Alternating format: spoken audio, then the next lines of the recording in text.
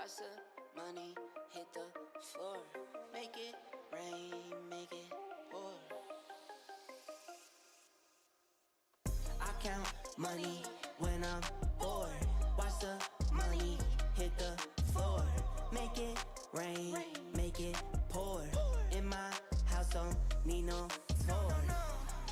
It's just me and the fam. It's just me and the fam. It's just me and the fam. It's just me and the. It's just me and the fam. Yeah, yeah. It's just me and the fam. See my little Tay-Tay, that's my hype girl, that's my mascot. Little ones go for hours and some hours till we pass out. Stay inside the house, turned up with the racks out. Stay inside the house, turned up with the racks out. If I got it, they got it. Family strong, they solid. For them empty my pockets. If I got it, we got it. Foundation been solid. Taking off like a rocket. Yeah, I count money when I'm bored. Watch the money hit the floor. Make it rain, make it pour. In my house, don't need no tour. It's just me and the fam. It's just me and the fam. It's just me and the fam. It's just me and the. It's just me and the fam. Yeah, yeah. It's just me and the fam. Yeah, I love you.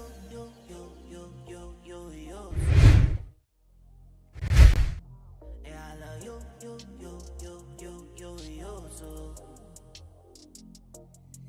I love you too. Family so lit, they say we should make a YouTube, but we don't do that. I count money when I'm bored. Watch the money hit the floor. Make it rain, make it pour. In my house, don't need no tour. It's just me and the fam. It's just me and the fam. It's just me and the fam. It's just me and the. It's just me and the fam. Yeah, yeah. It's just me and the fam.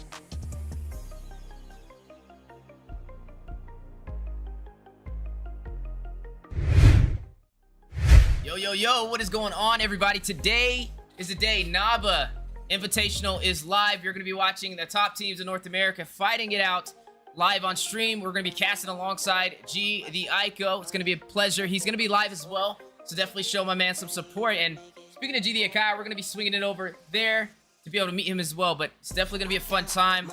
Let's go ahead and get today started. Let's check out the Naba, and let's also check out all of these amazing teams.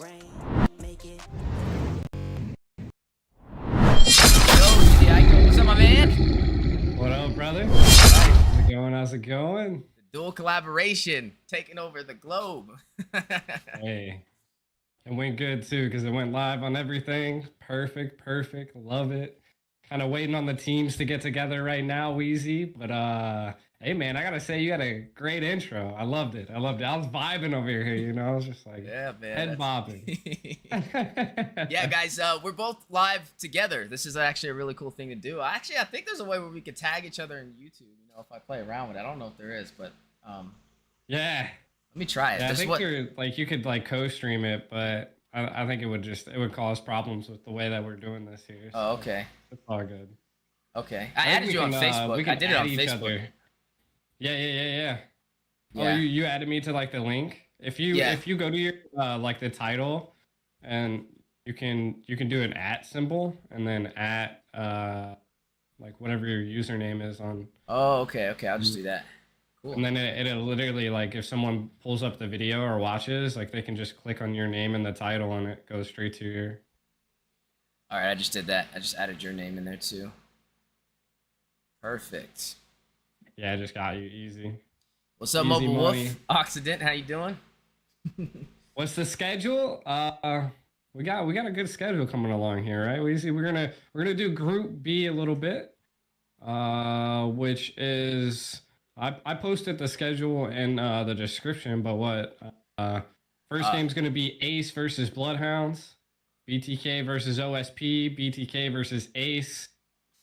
And then, I mean, we could kind of, if you want, I was just going to stay in Group B the whole time, but if you guys want, we could either swap over to the Empire game versus Black Odyssey, or we can just stay and watch Bloodhounds versus OSP. whatever you'd like to do, Weezy, on that. On Shoot, match I'm with you guys. We're all on this ship together, so we can only row in one direction, though. So yeah, we can. It's true. We are on a ship together. That's for sure. So, I mean, we can see when we get there, see how long, see how fast everything's going. But Yeah. it's easier. We can just stay in Group B the whole time, and Now- until we get to the end where we can do BO versus TOB. the tricky thing is, guys, with these groups, like since there's Group A and Group B, if we try and go to another group and then that match finishes longer than anticipated, we won't be able to swing back to the other one because they're not going to wait for us. So that would be a little bit tricky, a little risky. So it just depends on if you're willing to sacrifice missing, some of the top team matches for some other ones. But I think Group B, like G stated, they have more of the stacked. I wouldn't say all of it's great competition, but some of the bigger name teams are over there, and we really want to see kind of where they're sitting prior to the NACT fall season. Because I mean, this is, I'm glad to have G on here as well, working together with this. This is a great sneak peek of what the fall season has in store, man. It's true. It's true. I mean, I know that a lot of people were asking me earlier, but the Valley was in this, and they're not in there now. I believe they probably disbanded it. I don't know if they'll come back, but Indibles took their place in this tournament. But yeah, like you were saying, Weezy, this is a great foundation to build off of, to see what the NACT is gonna run up to be. Like this is gonna be insane because like I've seen Bloodhounds, like I've hosted lots of scrims for them, and you've seen the actual tournament side of things with the MLSA. So, I mean, you got a little bit more of an in-depth idea about how these teams are acting. But is this the first time you've seen these teams perform after the emblem change? No, we had the emblem change in the Cyberpunk tournament, but this will be the first time that I actually get to see so BTK is in here. This will be the first BTK I get to see with Zane playing as the jungle. Like when they played in the Cyberpunk tournament, Cardi replaced Zane in the jungle, and they lost in the qualifiers. They didn't make it past the qualifier stage. But this is more of a realistic what we're gonna see.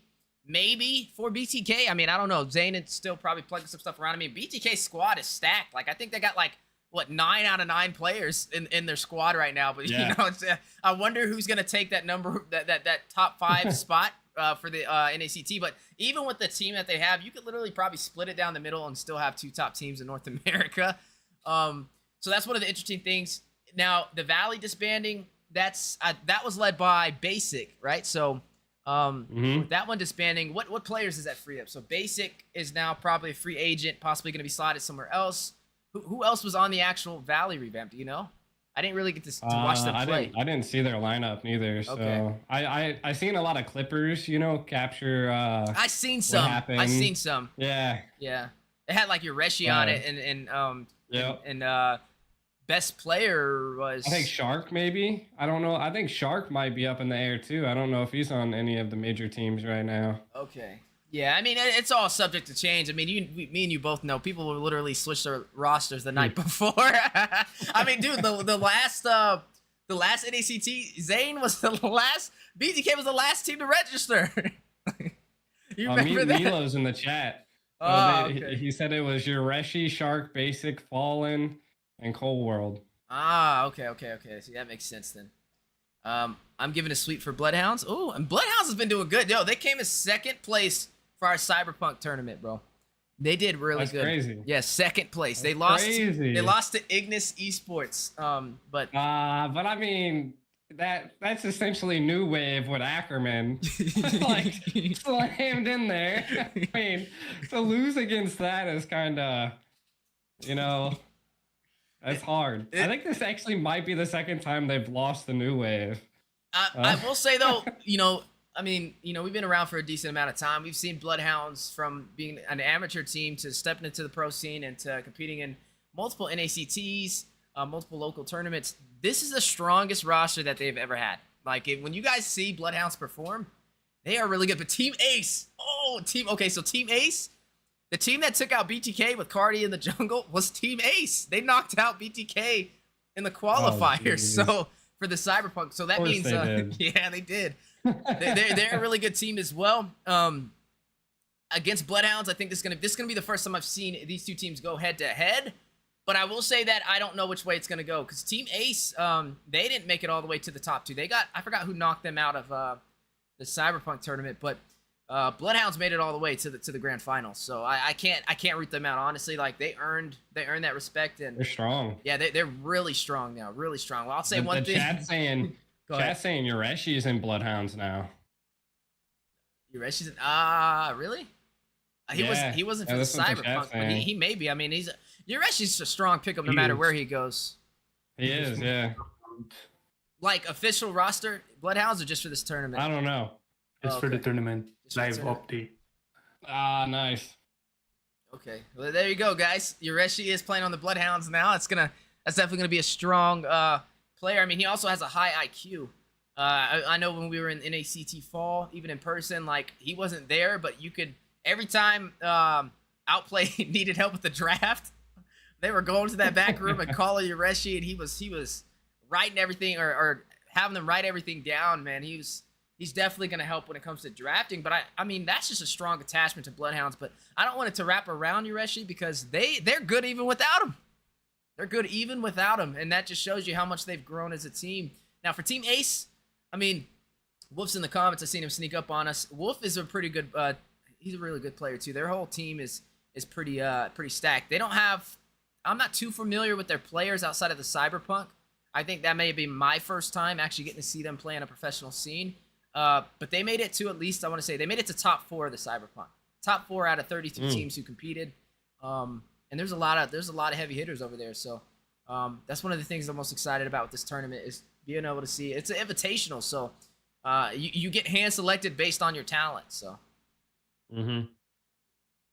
Yeah, no, it's gonna be crazy. I mean, like you said, like I can't wait to see how Bloodhound performs. Mainly, the biggest thing that I want to see is like so many things have changed in this meta. You know, like how wild are people gonna get? And I feel like it's one of the emblem change could change up who's like ranking number 1. But yeah. I don't know. We'll see. I mean, this is just the qualifiers. It's the build up to what we're going to be seeing in some of the regular season here. The next NACT is even bigger. Not sure if you guys have checked it out, but I've read the rule book and holy, this is going to be crazy. Yeah, we'll see how things go. I didn't read the rule book yet, but I did. I was on Wikipedia. I just like to browse it from time to time, and I seen the fall season was posted on there. Man, I seen it was going to be in Las Vegas again. I mean, I did put out that it's subject to change. I don't know, but you said no. It's not. It's not. Where's it going? It says it on the star.gg. Oh, does it? And it says it in the rule book too. Oh, okay. See, that's a good thing. Then I put a disclaimer. Location. I put a disclaimer on my video because I said everything's subject to change. This is only based on what was posted on Wikipedia. They just got to update Wikipedia then.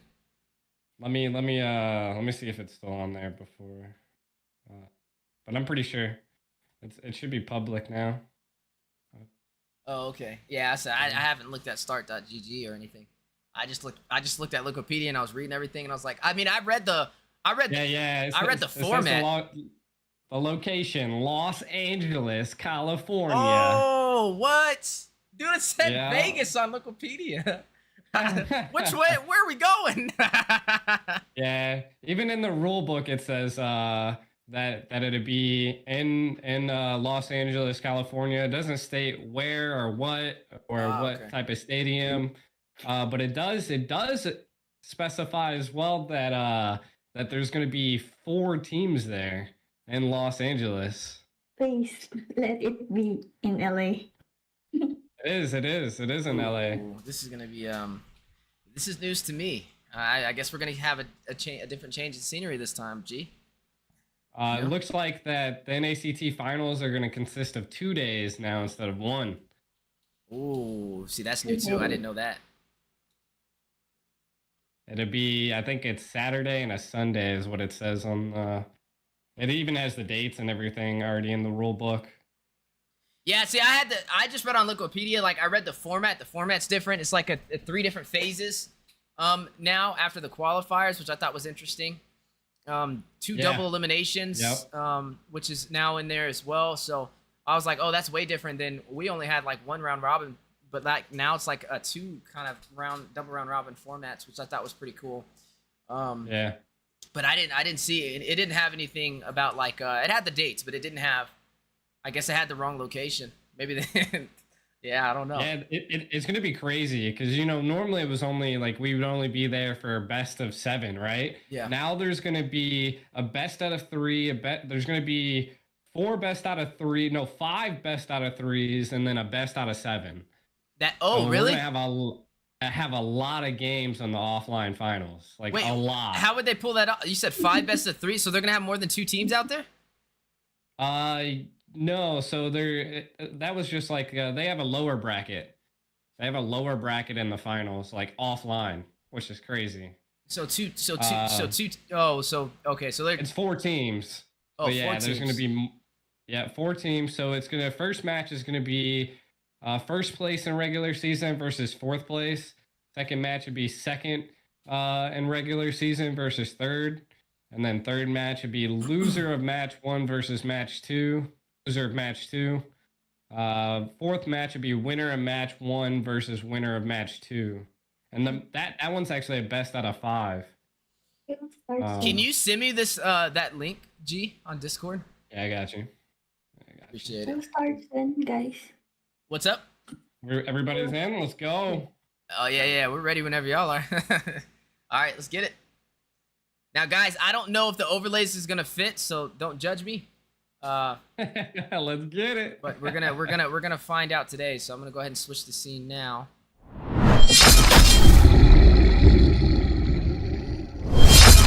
Now, if the overlays don't, or actually, I might have to move this forward. But if the overlays don't fit, no worries. We'll just do it without the overlays. But yeah, we got G in here. Myself will be watching these 2 amazing teams. On the blue side, we've got the Bloodhounds, a very strong roster. Looks like they picked up Ureshi as well, as we stated earlier.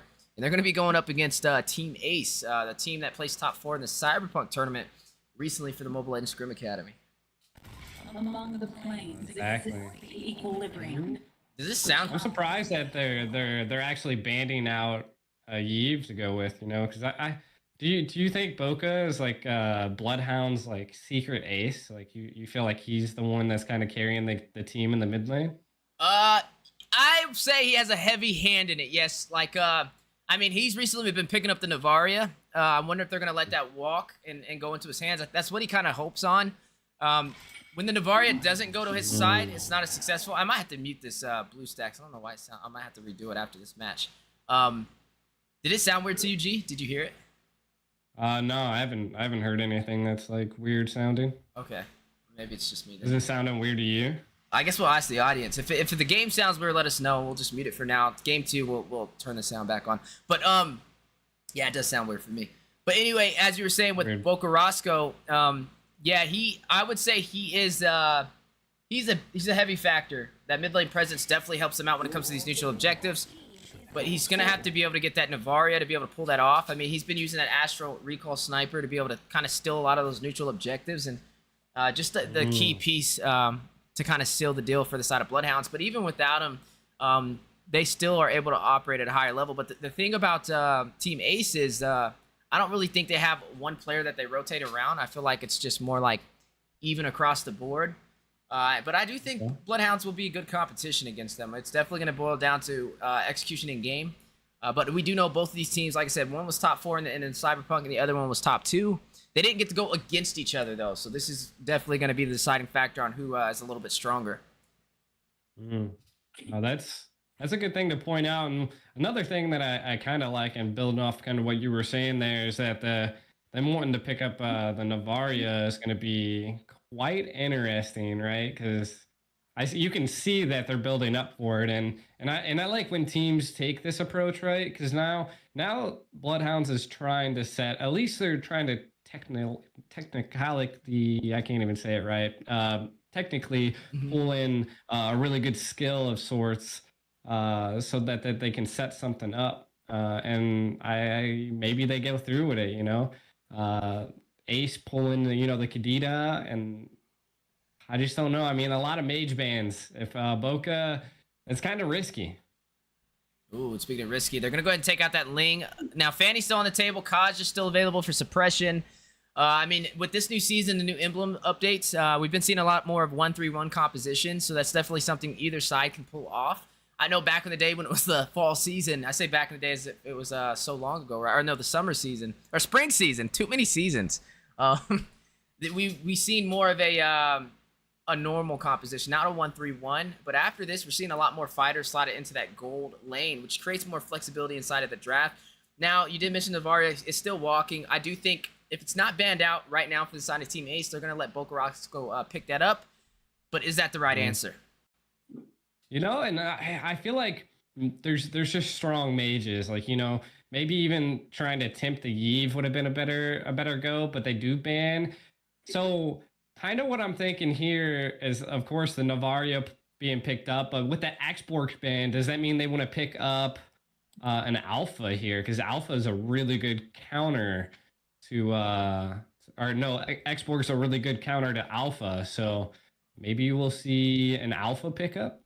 Yeah, it could definitely be an Alpha. I mean, they could slot in a fighter here to be safe, kind of not want to show their cards too early. I do know if they do go in for suppression, Kaz is on the table. I mean, there's still a Franco, though, so I don't see an Assassin being pulled out this early. A Lancelot can be an option, a viable option as well. We've seen him, you know, with the new emblem changes, not tanks a lot no more. It's more of the damage. Lancelot back in effect with the killing spree instead of that jungler emblem and the tanky build. I'm probably saying a Yuzong or something like that. But no, there goes the Kaja. They are going to go in for the suppression.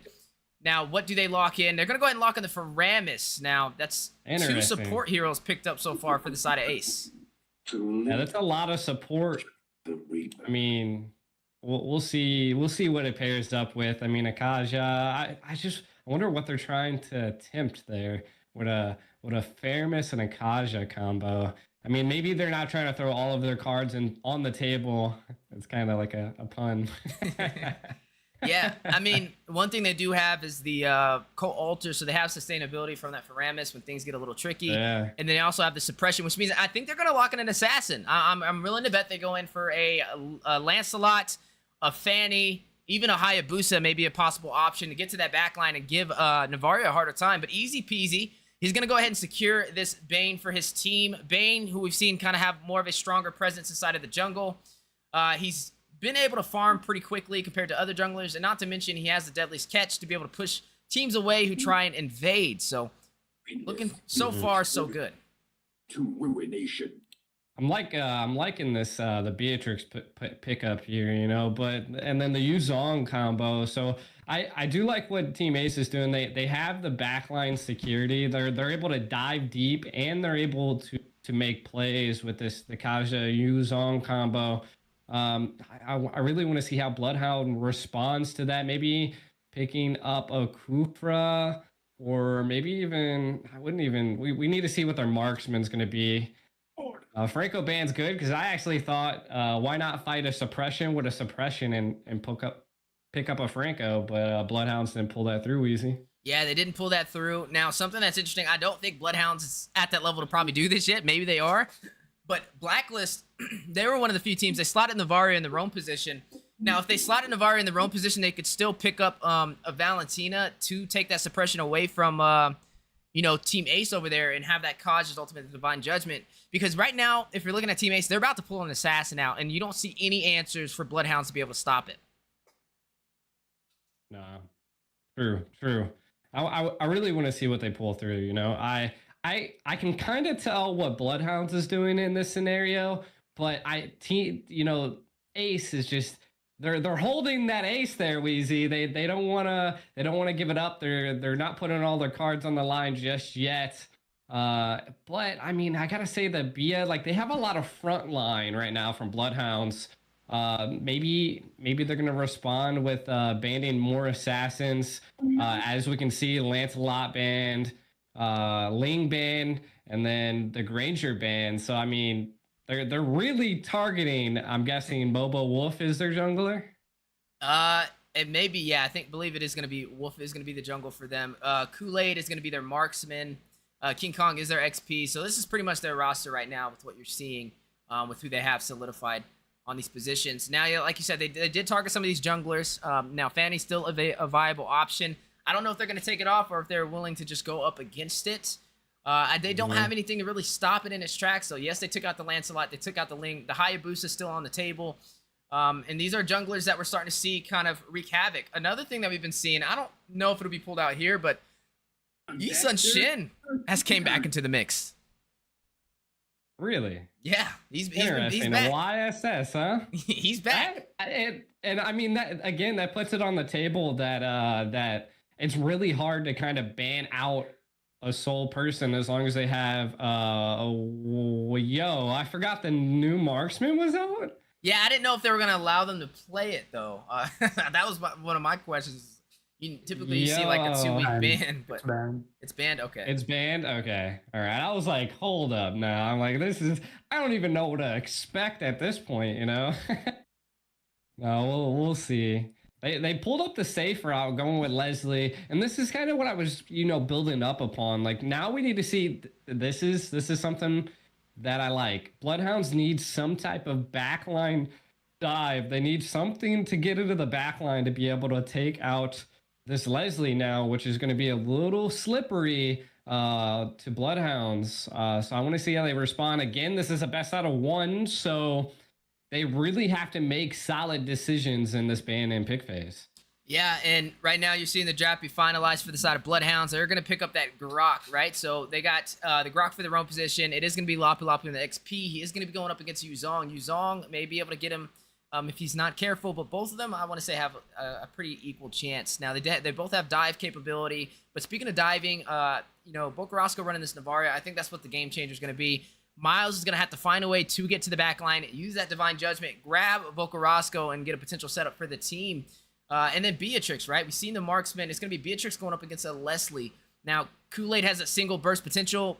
Beatrix has a little bit more utility at her disposal, able to swap through various multiple weapon types. But Leslie's going to scale through time, and so is Beatrix. It's just going to be dependent on how can they rotate to that gold side and get those ganks. Now, I'm not too familiar with a Harris jungle. It's gonna be awesome to see it played, to be honest. I mean, throughout my whole years, I never would have suspected a Harith or a Bane. Bane's kind of been coming up, and them last picking that is kind of, is that gonna make it or break it here for Bloodhound, Weezy? But we got 5 seconds before they start. Yeah, 5 seconds before they start. Bloodhounds are going up against Team Ace, 2 teams that have been prepping this entire year to get ready for the NACT fall season. And right now, inside of Naba Invitational, all of these teams have been selected for their talent. And we're going to see who's top of the line when it comes to that, right? We're looking at Team Ace. The last tournament we've seen them compete in was the Mobile Legends Scrim Academy. They placed in that number 4 position. Bloodhounds, on the other end, made it all the way to the grand finals and then was taken down. So we are now jumping into the match. Blue side, we are going to be looking at Bloodhounds going up against Team Ace in a best of 1.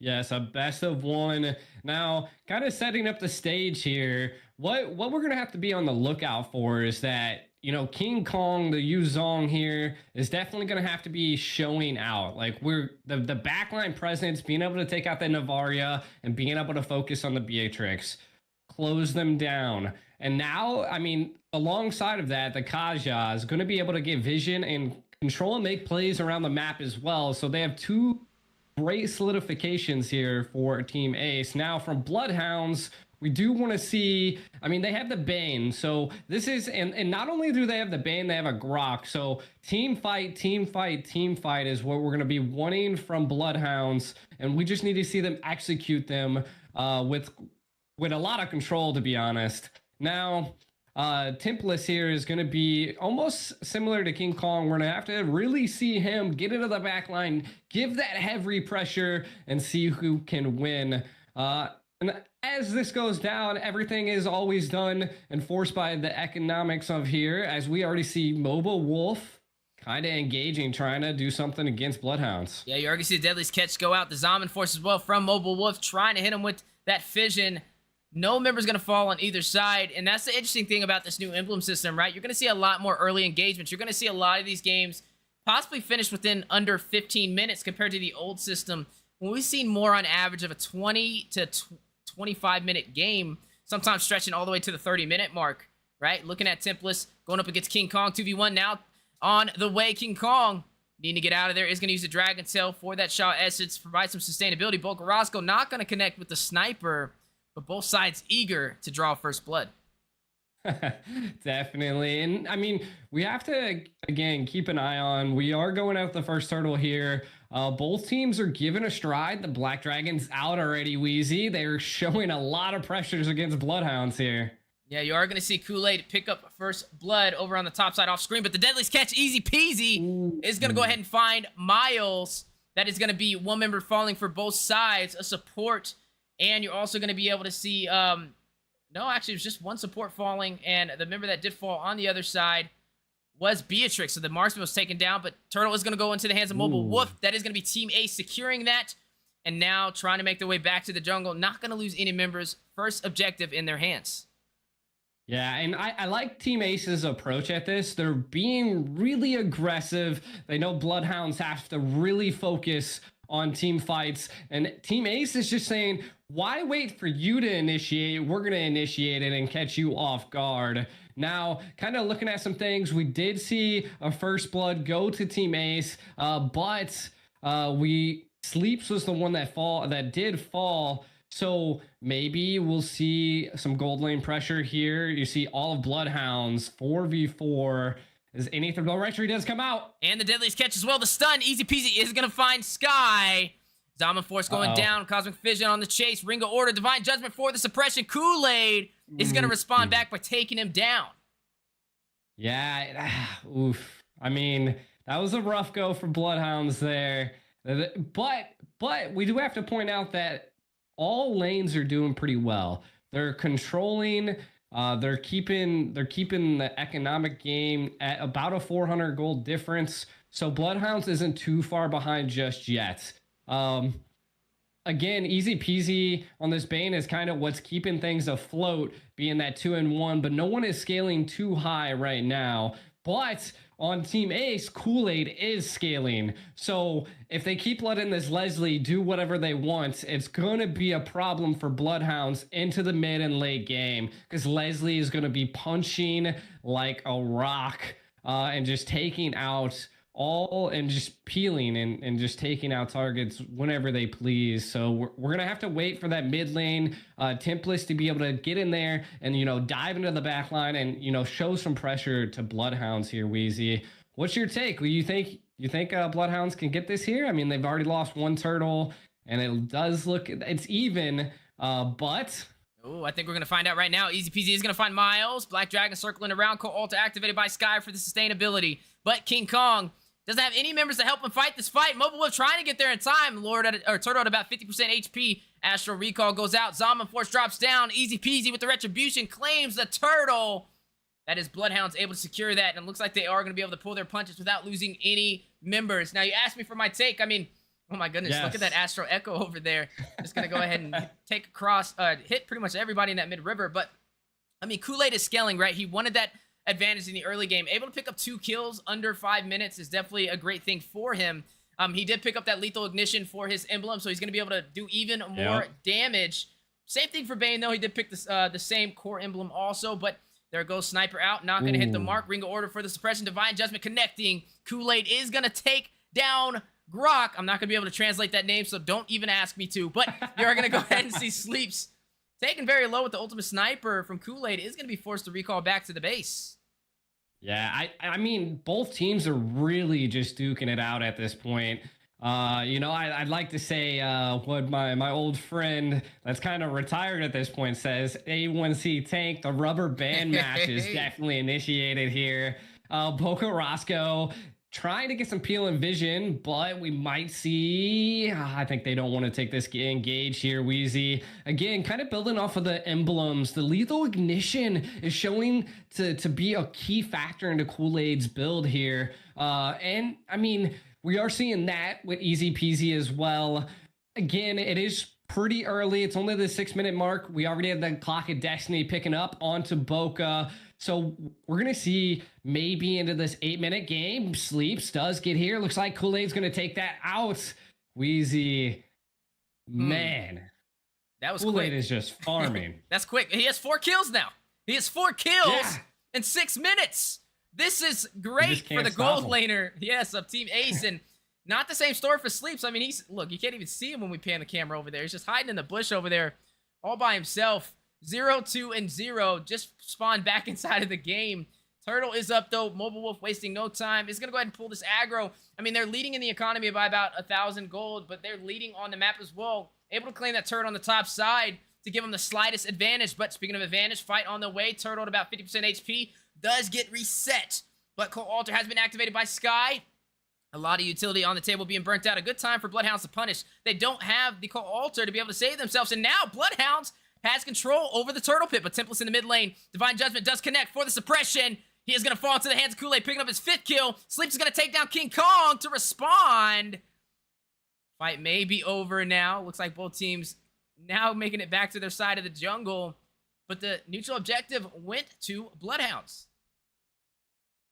Yeah, neutral objective secured by Bloodhounds. And I mean, that's one of their steps that they have to take here. The next is they really have to, like, I'm not seeing, you know, strategic plays by Bloodhounds just yet. And again, I think that it's going to really show off for Bloodhounds when they're able to get the whole teams together. So again, around this 8-minute mark, when the Lord battle starts, I think they're just kind of holding their ground because they know they have to wait into this, the lower part or the late part of the game. And again, I mean, they have to secure some baits. Both teams are looking about equal. The only difference is kills and towers, Weezy. Yeah, big knockup, though. Huge conceal called out from Team Ace. Easy Peasy is going to find Sky. Templates in the midst of all chaos finds a kill. Takes out Mobile with the bravest fighter raging slash. Boko Roscoe from a mile away is going to snipe King Kong. Man, you were looking at both these teams fighting it out. 7-5 on the board. Bloodhounds able to turn this back around in their favor, but it's still back and forth. Anybody's game. Back and forth indeed. And again, what they really need to focus on now is tower secure. Try to eradicate these first tier towers and gain some ground. Because again, what I was building up on earlier is they really need these team fights, and Ace knew that. But now they have Team Ace to get back against the board here, as you know, Bloodhounds is showing a lot of pressure. Boca getting a lot of vision with the Navari. Ooh, we got a 1v1 up here. Nope, a 2v1 at the top.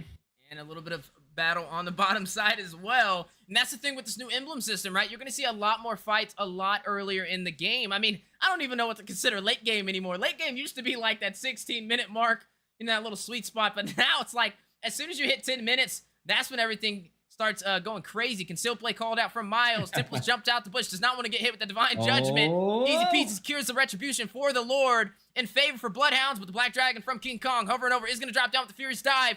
Mobile Wolf going to find Templess. Wow. One member off for the side of Bloodhounds. Kool-Aid going to find Easy Peasy. Make that 2. And now the Ultimate Sniper as well. You're going to see Grok pretty much tanking all of those shots, not allowing him to hit the back line. Oh my God, Boca almost fell there. And again, I mean, this is crazy. This is a back and forth game. Bloodhound secures the Lord, but Team Ace doesn't want to give up. And I actually thought they were going to be at a disadvantage in that Lord fight, but it goes to show that they turned the tide there. That Cold Altar was definitely a key factor, you know, so they need to keep that up. Keep the Cold Altars coming out. You know, keep that second life going because it's going to be big.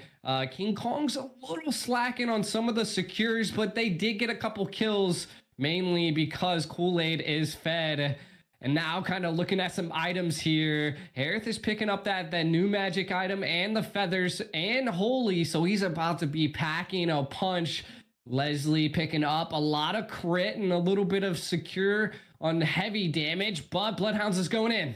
Yeah, Bloodhounds going in, trying to claim this turret for the mid lane. They did lose theirs. Mobile Wolf is going to find Grok in the process. Not able to push into that turret, though. You're looking at the defense from Team Ace sitting strong. They're not trying to allow them to claim any more real estate on the map. I mean, they did take the mid turret from Bloodhounds, which means they do have a little bit more pressure in terms of invading their side of the jungle. Speaking of invasion, Easy Peasy almost caught himself in a bad place right there. Mobile Wolf trying to sneak out of that bush for that burst damage. But speaking of damage, Black Dragon activated by King Kong to get out of that 3-man gank. But now the counterplay may be on the way. Bloodhounds playing very safe, is going to push their way back to their side of the jungle. The Deadliest Catch going to hit all members.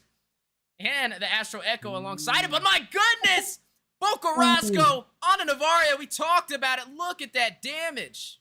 If I'm not mistaken, was that a snipe and a Navaria snipe? So they're pulling off some crazy stuff that we've seen in what was it, MSC? Yeah, literally like MSC all over again. Bloodhounds definitely learning here, Wheezy. But I mean, I gotta say again, both teams are definitely giving it their all. I think if Bloodhounds can maybe capture or secure on Kool-Aid, that we will see maybe Team Ace fall behind.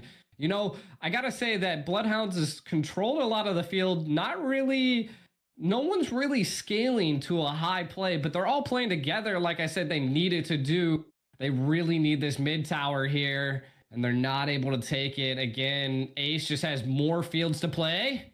And you are going to see Kool-Aid fall to Easy Peasy with the deadliest catch.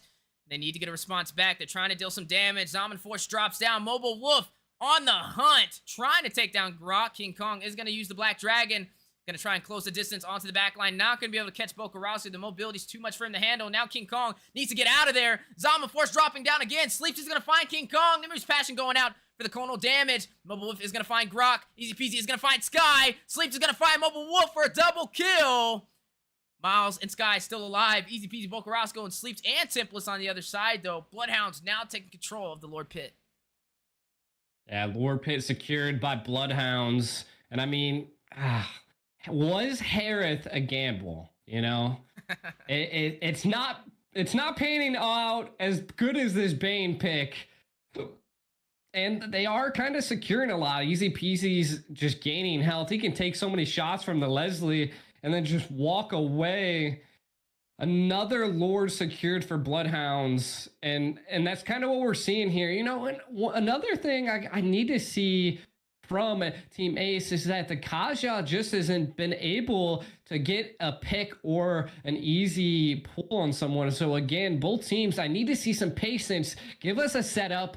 Play some technical gameplay here and get something out of it. But Wheezy, the Lord is barreling down.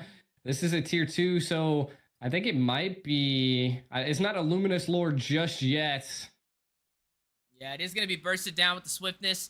Bottom side, not able to crack into the inhibitor for either lane. They still need to take control of the mid turret as well. But it's still a good start for Bloodhounds, right? They've been kind of dominating within the last 5 minutes. Team Ace on the other side, though, they've been taking a lot of hits. They need to find a way to shift this momentum. Nuri's Passion goes out. Sleeps is going to find Mobile Wolf. You're going to see Deadliest Catch go out. Kool-Aid is going to go ahead and get a kill on as well. Take down the Grok. But look at that snipe from Bocarasco. Just dealing so much damage between him and Sleeps. If you get caught between any of those snipers, you can pretty much consider yourself GG's at that moment. But speaking of snipers, Deadliest Catch is going to go out. Is going to go ahead and do some damage on the Kool-Aid. Down goes the inhibitor for the mid lane. Bocarasco trying to get that last minute snipe before they can get back to the base for some regen. Co-alter being activated by Sky. But the base has been cracked in. Bloodhounds leading the way 15 minutes in. It is. I mean, it's only 15 minutes, you know. And again, if I just don't know what Team Ace can do. Kool-Aid is kind of carrying the charge. I do think that maybe it was a mistake having 2 supports because, again, I'm not seeing the synergy there by Team Ace to be able to make key plays. But, I mean, we're going to be going into the next Lord. It is about a 4K gold lead, and, I mean, you're kind of getting at that deficit that it's going to be a little hard to come back. They need it. Here's the play that I like to see. Conceal play, Wheezy. Is on the way for King Kong. Eyes on the target, but Black Dragon is going to be able to get out of there just in time. And he baited out that conceal play, but he did have to use his ultimate to get out of that. So I think it's an even trade for both sides. Definitely worth the risk. Without that conceal play activated, they're going to be a little bit more passive before choosing their next engagement. They might be a little bit passive, but I think with the Yuzong, the Black Dragon gone, that's a great secure by Bloodhounds. Now they don't have anything that can get into that back line and take care of the Navaria or the Beatrix here. So I think this Lord is anything but secured for Bloodhounds. So we'll see what Team Ace can do because they want to contest. And the concealed play has been called in from Team Ace. Mobile Wolf is going to find Templess. Easy peasy is going to take the Lord, though. Immortality has been procced by Grok. You are going to see Sleep's going to kill Unstoppable. It's going to go ahead and find Mobile Wolf. They are going to have to push out, though. Bloodhounds able to claim yet another neutral objective, a Lord in their hands to possibly seize the turret and take this game. Yeah, and I mean, they're down Mobile Wolf for 26 seconds. I think he might come in as soon as the Lord clashes into their base. Let's see what Team Ace can utilize here to defend. They have only the Yuzong's ult to possibly defend here. Kaja's ult just came online. Beatrix is able to utilize that flicker, gets out, does take the turret though. Lord kind of coming in. The lanes aren't synced perfectly just yet as a conceal play, Wheezy. Yeah, conceal play does go in. Lord still intact, 50% HP. Black Dragon from King Kong. Alter activated by Sky, but the Astro Echo from Bocarasco a mile away is going to connect. King Kong is going to find Grok. He does fall for the Bloodhounds. Deadly's catch goes out. Miles gets out of there. No! Templess with the Raging Slash is going to find the kill. Bocarasco takes down Kool-Aid. But can they close this game out? Only minions in the mid lane, which are very low. Minions now crashing on the top side. Sky is going to find easy peasy. Bocarasco is going to take down King Kong. Mobile Wolf still intact. Is going to do some serious damage. Look at how much he just chipped off of Templess's HP. I don't know if they can close this out, but they're still going to go for it. They do have Sleeps able to possibly clear these minions and do some damage on to the base crystal. But is this an overextension? Time will tell. Sky, Mobile Wolf doing everything they can to hold off minions in the mid and the bottom side. Alter being activated. Mobile Wolf going down. Sky finding a kill. Takes down Templess. Sleeps is going to fall. What? Mobile Wolf able to defend Bloodhounds from closing out this game. Yo, that was such a great play. I love the Cole Alter and the Mobile Wolf combo. That was crazy. That allowed the Herald to stay alive, to sustain, to put out a lot of the pressure. Now, I mean, of course, I don't think they're going to be able to end the game with that. I think it's going to definitely go to another Lord fight for some key decisions. Kind of looking at some of the items here. Leslie does have the Blade of Hep, so I mean, we're looking at that she's probably doing a lot of damage. But again, I think it's so late that it's kind of, they have so many defensive items built by Bloodhounds. I just don't know what they'll be able to do. But I do like Team Ace's movement here. They're taking control of all the lanes. They did get a couple towers. I do think that is closing the gold gap now. It's not 4K anymore. Now this comes down to team comp, team engages, and plays made. So I want to see what can be done. Bloodhounds kind of looking like they're a little bit on the passive. They need to set something up because now the Lord is up. Team Ace is a little spread thin at the Lord fight, but I think they might just be using it to bait as we see the Yuzong pushing out on the side turret. Ooh, Leslie was poked and peeled by Boca here. And the Lord is just the wait and bait is happening right now, Easy. So play does go out as well from Grok. Not really going to be able to find anybody, but Black Dragon, it's a bird, it's a plane. No, it's King Kong swinging around in the jungle for the Lord Pit. The knockdown with the Fierce Dive, the Divine Judgment for the suppression. Sky is going to find the kill, takes down Sleeps. Ring Order going out. Templess forced to retreat. Kool-Aid is going to find easy peasy. No. But wait a minute, the stun may be able to save Templess to be able to get back to the base for some regen. Astro Echo for the additional slow as well. But mission accomplished for Team Ace. They have forced Bloodhounds out of the Lord Pit to take this objective. They did. Team Ace saw, seen, and conquered that Lord Pit. I gotta say, that was a great call by them. That makes it so Bloodhounds doesn't have a chance to be able to compete against that Lord, and this might be a comeback now. Now, Team Ace can utilize this Lord to break into BH's base here, but I want to see how BH can respond to this, as everybody is going to be coming up and the lanes aren't too synced just yet. And I think that's what Team Ace wants. They want the minions to keep piling up. They know that they have the engage capabilities here, but again, they are on the offensive now. And let's see if BH can utilize their towers to their fullest to defend. As we can see, they're kind of just building up there. and we'll see what they can do here, Weezy. Yeah, speaking of seeing things, you're going to look at the Lord on the top side, slowly making his way into the base for the Bloodhounds. Going to crash into that inhibitor, but Sleep's trying to deny it at all costs. I mean, he's doing some serious damage. I mean, look at that. You can definitely tell he has the damage potential to pretty much take down anybody in front of his weapons. But speaking of weapons, Mobile Wolf is going to rush in with the Zombie Force. They are going to crack open the inhibitor for the mid lane. Base has been opened up. Ult being activated from Sky. The stun from Templess. Gonna rush in. King Kong is gonna find Sleeps though. Finds a marksman for Bloodhounds. This may be what they needed to close out this game. Zama Force still in effect. Sky is gonna find Bokarasco. Takes him down with the mega kill. And now Kool-Aid is gonna find Grok as well. Templess all by himself. And they have done it. The comeback in full effect as Team Ace is gonna take down Bloodhounds. Wow. Yo, that was a good match, Weezy. That was a good match. Again, Kool-Aid kind of just showed out there. They had some answers and responded, but I got it. To be honest, I have to give this MVP to Mobile Wolf at this point by Team Ace. Him and Sky just being able to defend that base was literally the only thing that allowed them to make this type of comeback. And then a King Kong finally hit a Black Dragon. That was good for Team Ace, and then it secured the pushback to Bloodhounds and pushed them all the way back into their base, made them defend, and then Team Ace came in to conquer here. Holy. Yeah, I mean, I couldn't agree with you anymore, man. That was definitely an intensive match. I mean, it was not one-sided. I guess we can agree upon that. That was a comeback, man. Not the easiest thing to pull off, but just a couple of mistakes from Bloodhounds when they did have the advantage.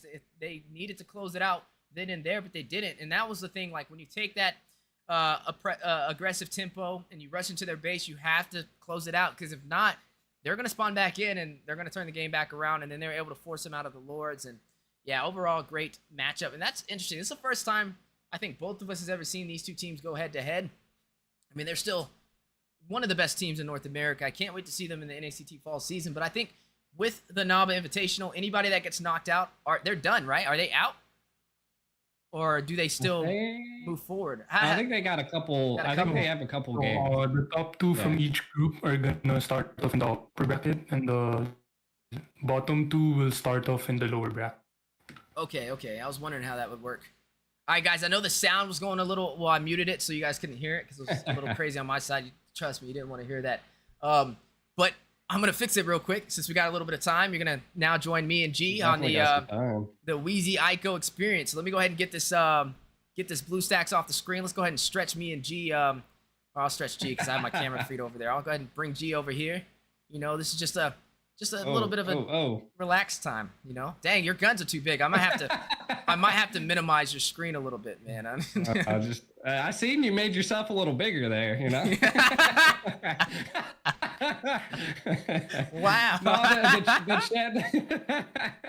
the chat also said if you could take away the mouse I took cursor. it off. Okay. I saw it. Sorry, Okay, guys. perfect. Sorry. Usually I have a different setup, but we had to like do this in literally like 10 minutes, so we made it work. Yeah, no, it's not bad. It was not bad. I think that was the only thing that the chat was saying was the mouse cursor, then the sound, and yeah. But hey, I seen somebody complain about the cameraman too. I don't know where that cameraman's at, but we're gonna find him. Okay, we'll find that cameraman. I don't know where he's hiding at, but we'll get him. We'll get him. Sheesh. Oh, that's Weezy the cameraman, I think. Whoa, no, that's G's the cameraman. Don't let him lie to you. Oh, man. It's Joy Bosch. Joy Bosch is the cameraman. Fun fact: I'm actually not the cameraman this NACT. Oh, you're not? Oh no, you're like the best cameraman in NA. I know. I'm all of the team's manager now. All of the team's managers, like to make sure that they're like in the game and ready and stuff and scrims. Yeah, just since there's a lot of teams now and everything like that, essentially working as like a team manager for the NACT and all that now. So it's gonna be fun. Okay. It lets me like, so when we go to the offline competitions and everything, it's gonna be pretty cool because I'll actually I mean, all the stuff is like pending to change. I don't know. It's all what happens as times goes, right? You know. But I'll be up on the stage with the teams, kind of like Pika did last time. Yeah. Okay. Yeah, so That'll be cool. Maybe I'll get a GoPro and you know, kind of mount it in my chest and have like a Oh. behind the scenes player. I think that would be pretty cool. I'm definitely gonna bring my camera out this time. We got to do a lot of vlogging. If it's in Los Angeles, man, that's gonna be amazing. We're hitting the beach, Wheezy. Let's go. We're gonna hit the beach. There you go. Beach vlog coming soon. If there's a beach nearby, if there's a beach nearby, that's the goal. I need an invite back to the lobby, by the way. I had to restart everything, so I'm not in the lobby no more. For whoever was, I don't know who are you in? Oh, there we go. Sweet, awesome. I was like, I haven't even been really paying attention, to be honest. I've just been watching yours at this point. Looks like they're pulling in BTK now, so we'll be getting started soon. I live near at the beach. What's that? I live near at the beach. If there is gonna be a beach, you're gonna meet me at the beach? Me. What, I I'm live. gonna meet you. Okay, I'm down. Let's get it. Let's go. Is Basic in this I'm tournament? Yeah, he's actually in the lobby right now. He's in the lobby. It looks like is Basic playing for BTK? He's on there. So I don't know. We'll see. They got Fried Chicken, Basic, Zane. Uh-oh, Chicken. Did you see Chicken? Where's Chicken? Oh, and the. Oh yeah, I see him. Yeah, he's in there. Yeah. Yeah, that's Joybaj right there, right? Keybaj. I think so. I don't know. I can tell you here in a second. Yeah, I think it is. He's got like. is that like Chicken's really? Yeah, I'm pretty sure that's Joybaj. What is that photo? He got it. It says fried chicken or tea. Which one? I don't know. It's this is making my brain go crazy. You guys can't see it, but they're in the lobby waiting to get into the game. I mean, Simpsons is ready though. They got Tarzan, Cool World, Arvel, Tarzan, interesting. Mello, and Uzi. So this will be a good fight. This is one of the ones I couldn't wait to see, honestly. I'm wondering what BTK's roster is going to be for NACT. Yeah, I don't know. Who is that person? Who's Akani Kanoa?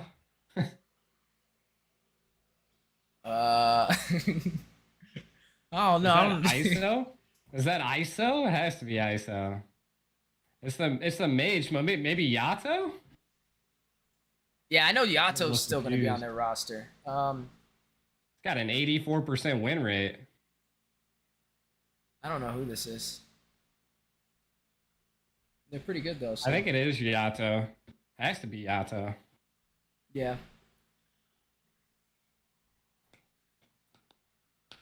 It's when everybody changes their names. It's what makes things a little difficult. That'd be crazy if we see Basic join BTK for the NACT. I mean, it's a possibility with the Valley disbanding, but he would have to. Yeah, I don't know. Unless he takes their marksman spot, but I don't know. Yeah. There's a lot of good players now, man. There's so many people that perform at a higher level. I think it's only going to increase as like the year goes on, you know? Like everybody's finally getting experience, you know? Yeah. Like and now with more teams being able to go to the NACT, you're looking at, you know, more opportunity for people to stick out, for more people to get that experience, that on stage experience, for it to being able to last a little bit longer. And then we got to you know, give a big shout out to the NABA because they're constantly creating tournaments and getting these teams in here fighting other teams, you know, similar to BTK, you know, some high level teams. What's that? You ready? Oh, you ready? Oh, okay. All right, let's get it. This show rolling. As soon as you start, we'll jump in there. This time. Oh, we do. Sound is back, guys. You didn't have to witness all that chaos, but we're good to go now. So we are looking at BTK is going to be fighting up against the Simpsons, and this is going to be a best of 1. So it's going to be anybody's game. I mean, we're looking at Basic, right? The Valley disbanded. So I wonder if Basic's trying to find a new home with BTK or if has other plans. NACT fall season is definitely right around the corner. So, you know, that clock is definitely ticking.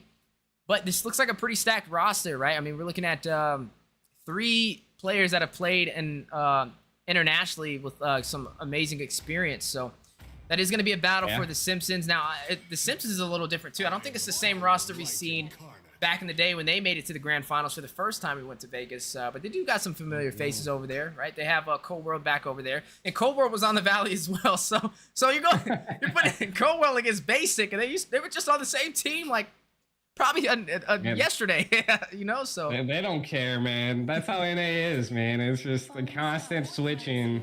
And hey, it's okay. It's okay. I mean, I feel like all the people in NA are kind of coming into the equation that they're kind of just all bros at this point. I mean, of course, when we get a little bit crazier into these games, we might see that, you know, stuff like this changes. And people knowing other people like this could give away a lot of ticks. So we'll see. BTK is pretty loaded, though. Zane, this is the first time we're going to see Chicken since a long time, to be honest, in a tournament scene, if I'm not mistaken. So we'll see. We'll see. And then Yato with this weird name. I think it's Yato. Has to be. It's their mage. I'm hoping. Enjoy Baj. I'm hoping that's Yato. I don't know what that name is. You know, I tried to say it. There's definitely no way I could say it. I've tried. Yeah, Akane. I don't know. I'm just gonna go with the Kane.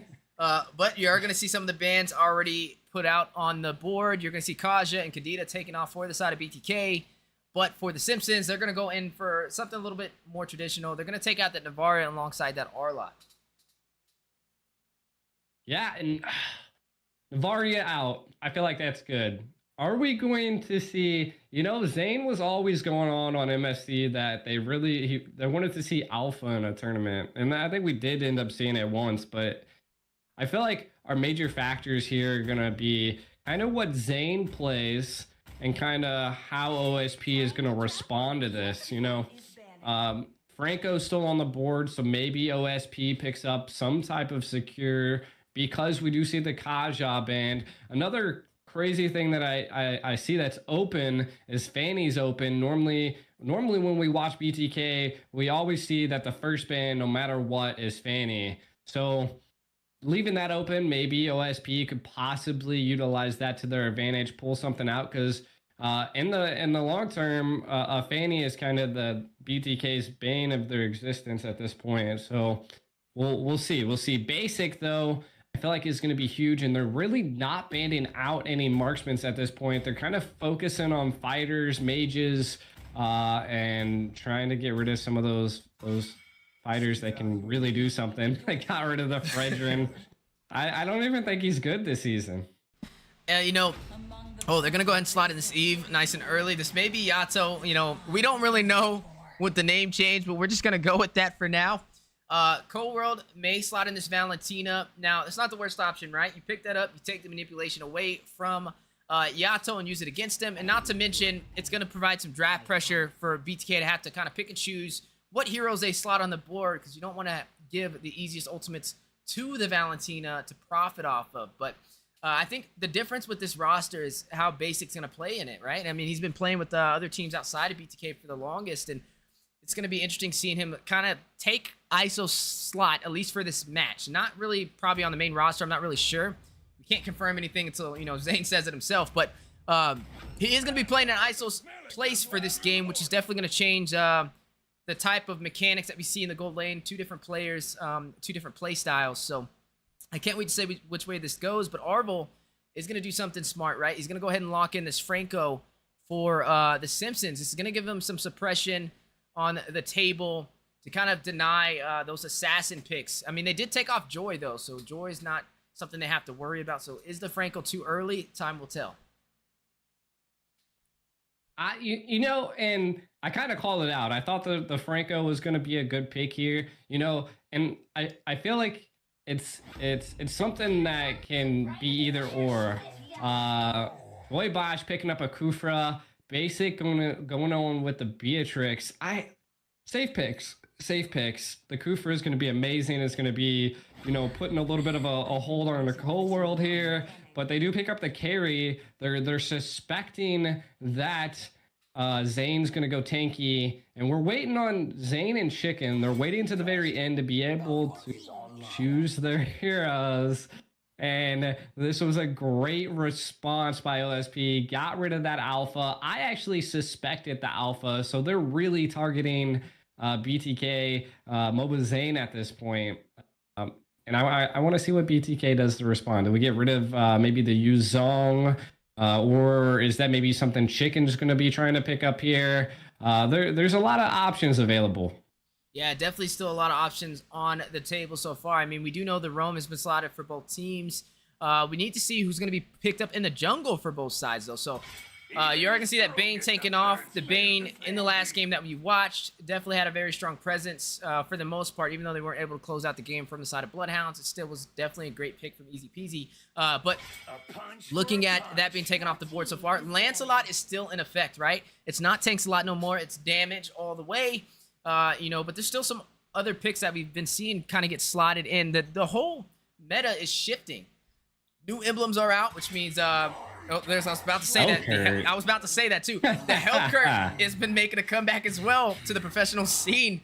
I just watched the Europe tournament this morning, and Hellcurt was all over the place for Europe, man. So you gotta definitely give respect where it's due. I gotta give out big credit to BTK too. Realizing this Hellcurt can be a potential problem for the higher elo. Not something you would expect to ban out, but definitely a secret weapon that the Simpsons could pull out. Now, do we see the myth, the legend, Granger, or YSS pulled out by Zane? I know you were saying that YSS kind of came back into the meta. So are we going to be seeing Zane picking up more since, I mean, clearly he's banned out at this point and a lot of fighters and tanky heroes. I kind of want to see what they attempt to pull off here. Do they want to go squishy or not? Because OSP is looking pretty tanky at this point. With Cold World on the Valentina, a lot of secure, has a lot of possibilities that they could take the Tyrant's Rage or the real world manipulation. And I just don't know what BTK might go the Yuzong route. But again, that gives them a little bit of security to be able to take more from BTK. Do they do the safe pick and go Karina here, Weezy? I'm going to expect the Karina over the YSS just because typically for the past few seasons, at least for NACT and professionally wise, we don't really see Zane run the YSS. We see him more when he goes to something of a safety jungler. It's normally that Karina. So I do think the Karina is an okay option here. I mean, you have the carry who's going to try and burst you down with the speedy light wheels. You can reflect those bullets when you are kind of speeding up and running toward her. So it's not the worst option. Fried Chicken is going to go for something as well. This Yuzong, one of the most used XP lane heroes so far, has been dominating with this recent patch. He has the Petrify. He can possibly drop down on Melon and take him down if he is not careful. But that is going to give Cold World the Black Dragon as well to circle around and possibly take down a backline such as Akane, who may be Yato, the mystery man right now, so we'll probably just call him for BTK. That may be a game plan, but wait a minute. We haven't seen the jungler for the Simpsons be revealed yet, and it looks like they may go in for this X-Borg.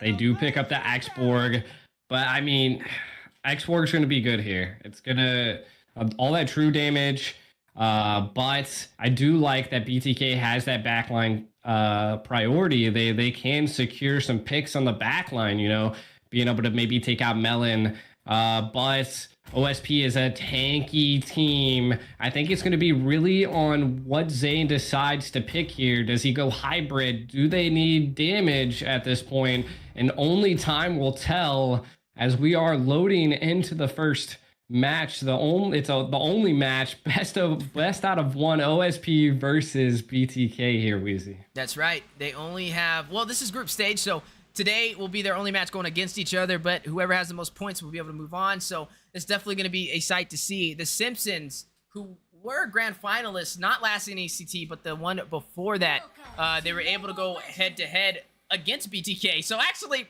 this is the same thing from the grand finals, just with new rosters additions on both sides.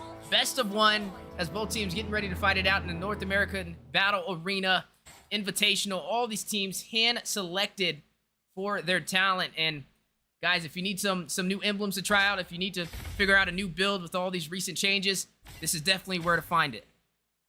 Yeah, and one thing I want to kind of set the stage here is kind of point out some of the emblems. I feel like emblems are going to be the biggest factors for teams nowadays, right? Zane going Lethal Ignition, a menace. We might see Moba Zane on his first time in a tournament playing a damaged Karina. That's going to be awesome. Now going on to basic, I think the emblem's called Quantum Charge, if I'm not mistaken. I think that's what it's called. With the boots, the double boots, yeah, that's Quantum Charge. Yes. Yeah, so Quantum Charge picked up by both Melon and Beatrix. Well, basic. That's going to show out and show that they want to be quick. They want to go in. They want to have some of that mobility. So I think that's huge on, you know, the gold lanes. Of course, both of them have dashes, as we see BTK kind of wanting to show a little bit of pressure under the gold lane. So again, also Yato, I think it's Yato. I'm gonna just call him Yato. I don't even care at this point. We can call him Mystery Man. Mystery Man? Okay, Mystery Man Mage. Picking up the Impure Rage. That is also another emblem that I've seen chosen by a lot of mages. If you're not picking up the Lethal Ignition, you're getting that Impure Rage because it procs no matter what. And I think it does a little bit better. But again, we are seeing both teams not really trying anything out just yet. But economically, BTK is definitely holding the charge. First turtle's up here, Wheezy, and both teams keeping it on the edge. They're just right there on the line. They want to try something, but they don't just yet. Chicken here setting up in a bush for you, Wheezy. Is setting up in the bush, is going to get a knock-up. Zane, eyes on the prize. Petrify goes down from Chicken. First blood has been secured. Uzi does fall. BTK taking that kill. Last Insanity does hit the mark. Tarzan able to claim the turtle with the retribution over Zane. Yes, they lost a member, but they took the neutral objective in hands for the Simpsons. Neutral objective secured. But again, I mean, even though they were able to secure that objective, we're looking at basic. We're looking at Mystery Man and Chicken. They're just able to control their lanes and keep the gold in their favor. And I say that is something that if it keeps happening, it's going to make BTK scale at one point when they're able to. They did get one pick. They got first blood on Uzi, but again, like I was saying, they can keep this going little by little. They're going to just keep scaling. And I just, let's see what OSB can do to respond. I think it's going to be definitely coming down to team fights. Retry already used. I do agree with you there. I think it can definitely be a problem. BTK already winding up for a potential play. The knock up onto the wall. Oh my goodness, execution. But the Bloody Hunt does connect onto Arvel. Tarzan takes down Zane, is going to punish, but the sniper, oh my goodness. Oh. Bro, if that bullet could ricochet, that could have been a triple kill. But Basic is going to go ahead and start stripping off some of the gold on this turret. Yeah, Moba Zane did die there, but kinda. I mean, even though he died, they're making the play, taking a lot of the gold off of there. Uzi's kind of giving Fried Chicken a hard game to play. And I think we're going to have to see from BTK, they're going to have to pick up some anti-heal. Just because Melon and Uzi are going to be a menace in the late game if they don't have any anti-heal secured. 15 seconds into the next turtle. Again, BTK still leading with the gold. If they can just keep that up, again, they're going to snowball at some point. And OSP is just trying whatever they possibly can to keep the pressure on. You know, this is a funny matchup to see the Yuzong going up against the Uranus. Uranus able to profit off any damage you do, enhancing his stacks, getting more regen. But you're looking at Chicken, right? He ran the Brave Smite core emblem, so that means he is going to be able to get more additional HP for every skill that he uses and deals damage with. So he's able to sustain himself pretty well in that lane. I think that's one of the coolest emblems that they implemented was that Brave Smite. It's definitely a top tier one if you guys haven't tried it out. I mean, just watch Chicken in this game. He's going to be very sustainable, but Tarzan also running the same thing, which means he is going to be able to stay alive for majority of these fights. Dominance Ice has been picked up from Uzi to counter Chicken on the Yuzong to the top side. Tarzan is going to pick up that War Axe as well, but a battle on the way. They have been spotted out in the bush. The Iron Hook not able to hit the mark. Yeah, and I mean, again, we're just seeing OSP playing passive. Really, really passive. And sometimes that's tough to do, especially when we are seeing this gold lead difference. Could you throw up the items real fast for me, cameraman? All right, it's kind of looking at something going on here. I wanted to see Moba Zane's actually probably going to fall here. Uzi's able to secure that kill, but kind of back to what we were saying here. Moba Zane, it's not the jungle that's making the difference here. It looks like it's mainly the EXP and the mage that are really making difference here as Joy Baj goes down in the top, if I'm not mistaken. So what we are seeing it again, it's not the jungle that's making a different Cold World. We're gonna see the RWM drop down. It did get canceled out though. Not able to pull it back to the team. Now, I mean, yeah, you're not seeing Zane really having too much of an impact in this game. I mean, he's died twice, right? But it's definitely being picked up by Basic in the gold lane. The assistance from Key Baj, Joy Baj over there to be able to take that first turret, which means they are going to be leading in terms of the economy, right? They're up by 1,000 gold. And Chicken was able to take the top lane as well, able to take that turret away from Uzi on this Uranus, but the fight in the mid-river still on the way. 3-1. The only thing right now that the Simpsons is leading in is kills. Yeah, it is true. It is true. And I mean, we are kind of getting into the mid game here. In about 2 minutes, I kind of want to see what pops off here. Moba Zane is kind of falling. No defensive items picked up by him yet. Only going attack. But Zane was able to secure the retreat. Is going to get that turtle and pick up a kill. Finds Orville. Chicken hovering around. Zane going to get a double. Finds Uzi. But wait a minute. Looks like they're going to pull their punches now. That is what they needed, right? They took 2 kills and also a turtle, which is going to boost the lead they already had. Gotta love it. The back being thrown out by BTK, but real world manipulation kind of coming out. 2 ultimates utilized for nothing. And then the counter real world, Zane was able to take out Tarzan. They keep going, Weezy. Oh, he's going to get a double. He's going to find Cold World, but may be able to take down Melon. But no, Melon is going to shut him down just in time. The Speedy Light was caught in the middle of that tier 2 turret, but BTK able to open the map up even more. Are going to claim the turret for the mid lane. Yeah, and the mid lane turret take is amazing. What I need to see from OSP is that I don't know if they're just lost their focus at this point, but they're not making the plays or the pulls to take towers. As we can see, BTK, they're always making that decision to be able to take a tower. They're focused on the main goal, and that's taking the tower as they go in. They're going to rush in, trying to take this tier 2, but may have been too overly aggressive. Cold World providing a lot of frontline defense with this Valentina, that Terrify, forcing them out of that objective.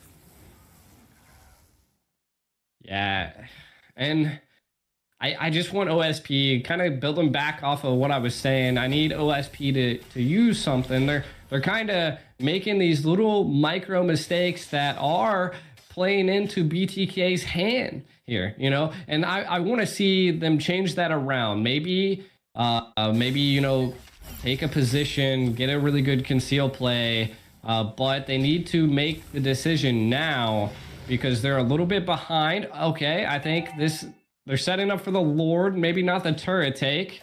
Oh, oh man, see, all the time they're playing the patient game, but they knew everybody at BTK was in mid.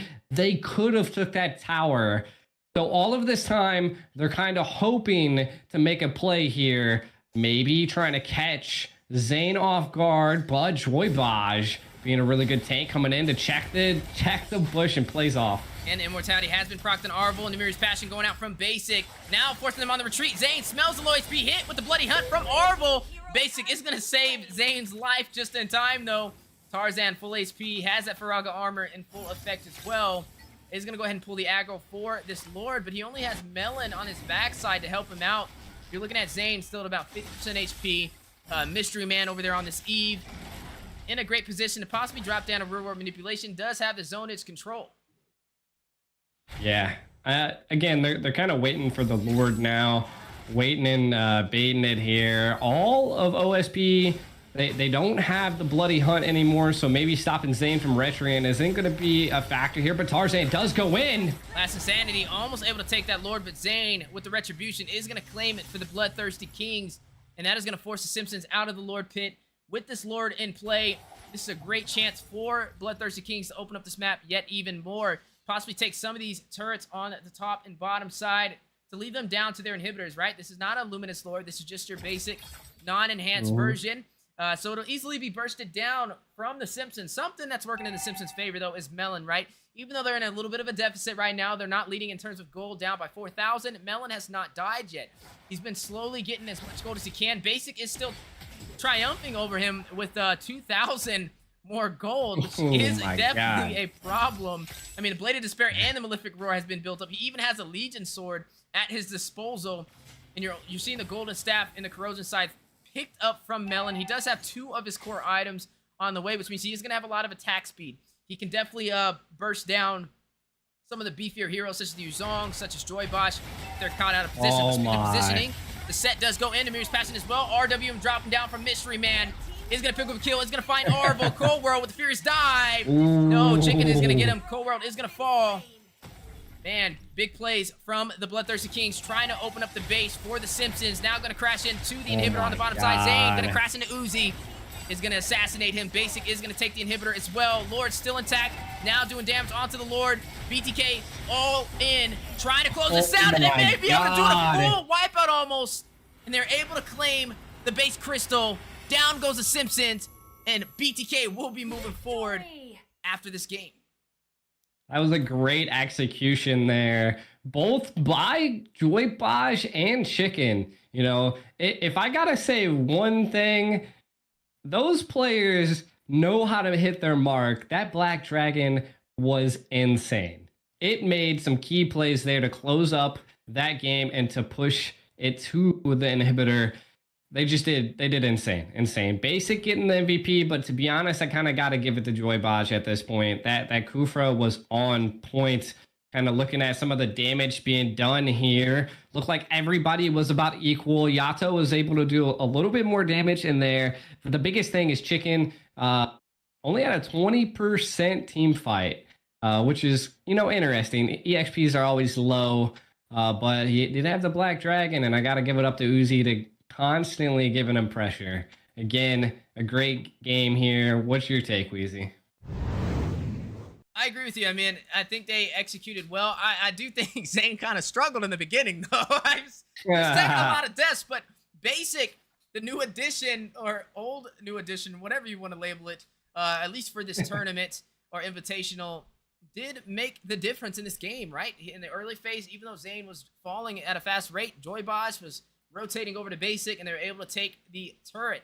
And that is what kind of kept them in the lead when Zane was getting kind of having a harder time in the jungle. But then Zane got online. He was able to find his momentum, find his groove, and then he started going off with this Karina, something that we've been seeing him run traditionally pretty much in every single tournament. I don't think there's been a tournament that we have not seen Zane run the Karina, right? We've seen the tank Karina. We've seen the damage Karina. I'm pretty sure, actually, looking back at this Karina, that was the full damage Karina. So damage Karina is back alongside the damage Lancelots. You got to love to see it with the new emblem system.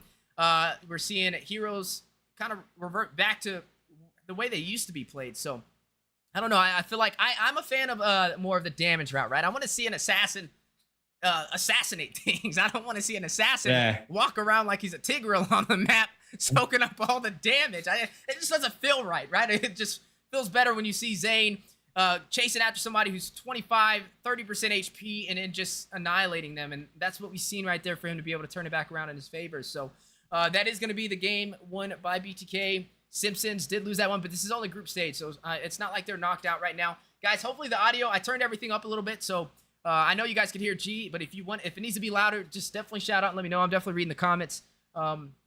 Yeah, Mystery Man, we're still trying to figure out who that is. We think it's Yato, but I don't know. Maybe you guys can find out for us.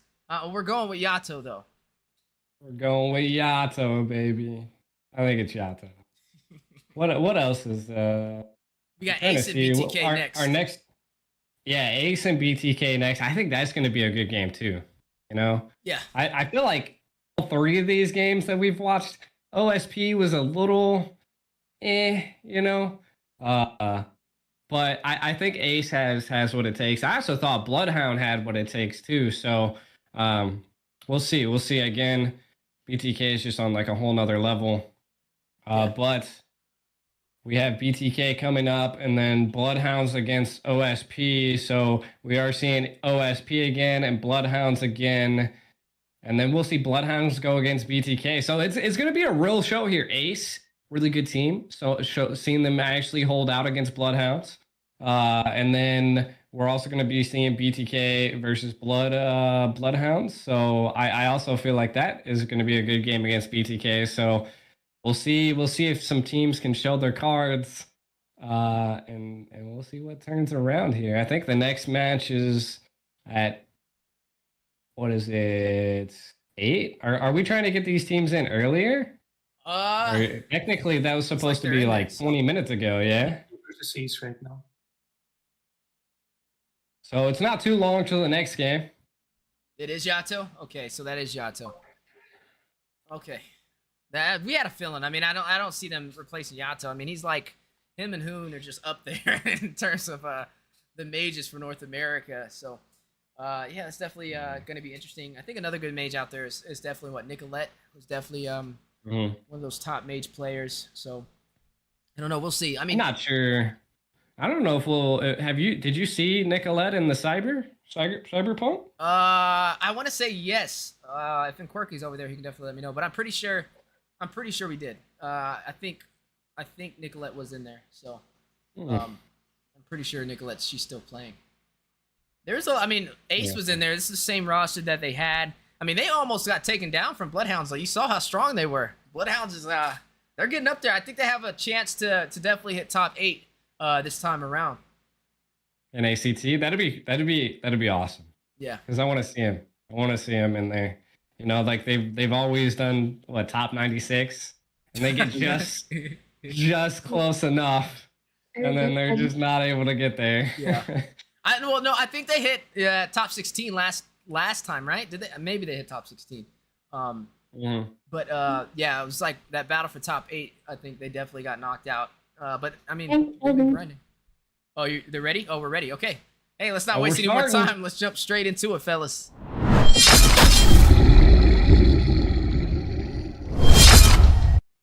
There we go, into the draft. We are looking at Team Ace going up against BTK. BTK, who just came up off of a win, able to claim victorious, taking down the Simpsons. Now going to be going up against Team Ace. Last time we seen Team Ace compete was in the Mobile Legends Grim Academy Cyberpunk tournaments. They placed number 4 in that. We saw BTK there as well. They did not have Chicken, and they also didn't have Zane, though. So it was kind of a hybrid team. They did have Cardi in there. So with this roster, it's looking a little bit stronger, at least from what we've seen compared to that one match they did play in the Cyberpunk. And they were able to have a pretty much really good game outside of the early phase up against the Simpsons. So Team Ace, on the other hand, a good team as well. We did see them compete in the first match today. They went up against Bloodhounds, up against Boca Roscoe. Boca Roscoe and them almost took them down, but a little too aggressive in the ending, costed them the entire game, and Ace was able to turn it back around and claim victorious. Yeah, and we'll see what they can do here. You know, I feel like if there's a team that could, you know, give BTK a little bit of a run for their money here, I definitely think right now, based upon what I've seen today, Team Ace, you know. Again, BTK getting basic is a little crazy, but I think they're a strong team at this point with Chicken, Zane, and Basic, with Joy Baj and Yato. Like that's an insane team to go against. Both suppressions taken off the board here, Wheezy, Franco, and Kaja. Yeah, I mean, it's a strong draft already, right? I mean, definitely opens up the room for another assassin to be slotted. The last assassin we've seen was Mobazane running that Karina and he was definitely a problem. Now, the Navaria is still walking, and Ace does have first pick, so I'm wondering if BTK has the strategy to work against the Navaria, or are they going to just go ahead and ban it out entirely? I mean, the Navaria and the Arlot, right? Both of these that we typically see get banned together for the team that's on the second ban side of things, and this may be what we see right now. Either the Navaria is going to get taken down by Ace. They could have picked that up, but instead, they decide to ban it out. BTK getting rid of the fanny. I love it. Maybe I'm pretty sure BTK did their knowledge. Then they were like, OSP is not going to pull out a fanny on us, right? And so, but they're like, Team Ace could possibly do that against us here. So they did get rid of the fanny. Team Ace is going to have to strategize here, Weezy. We're going to have to see them make plays and see if they can, possibly turn the tide against BTK. They're not really banning out Mobazane this time around. They're kind of just doing what I would, think is normal bans at this point, kind of getting rid of the Navaria, getting rid of the Franco. But I want to see them do something, set something up so they get something. What do you think they're going to get from this here, being first pick? I mean, being first pick, they definitely have some options on the table. They can go in for the fighter, just to be safe, though, if they do want to pick up the Yuzong or something like that, not to show a card too early. That is definitely a great option. It's just the Kadita was banned out, because I was going to say that could be a definitely viable option. The Eve is still on the table as well. We did see BTK kind of favor that Eve when they had first pick, but no, they're going to go ahead and take that out, scratch that, knock it off the drawing board. And now the question is, what will the side of Team Ace pick up? I'm going to go with the Yuzong, but no, Arlot is still on the table as well. So either the Yuzong or the Arlot, definitely a fighter, may be one of the smarter options so far. Or if they do want to provide draft pressure, they can go in for the Valentina. Yeah. Let's see if they possibly go with some of that, Again, Valentina could be a good secure here. Yves is off the board. I will choose But the Arlot. King Kong picking up an Arlot, so I feel like that sets up maybe BTK being able to, have a really strong backline. I say Joy. You think Joy? I mean, Joy is definitely open, so Chicken picking up Joy would be pretty crazy. I mean, we've been seeing Chicken. He can play the Joy pretty well, and it's definitely an option to be picked up, especially with the Kaj and the Franco being taken off so far in the draft. That means there's no suppression to really shut him down. But no, they're going to go in for the Valentina instead.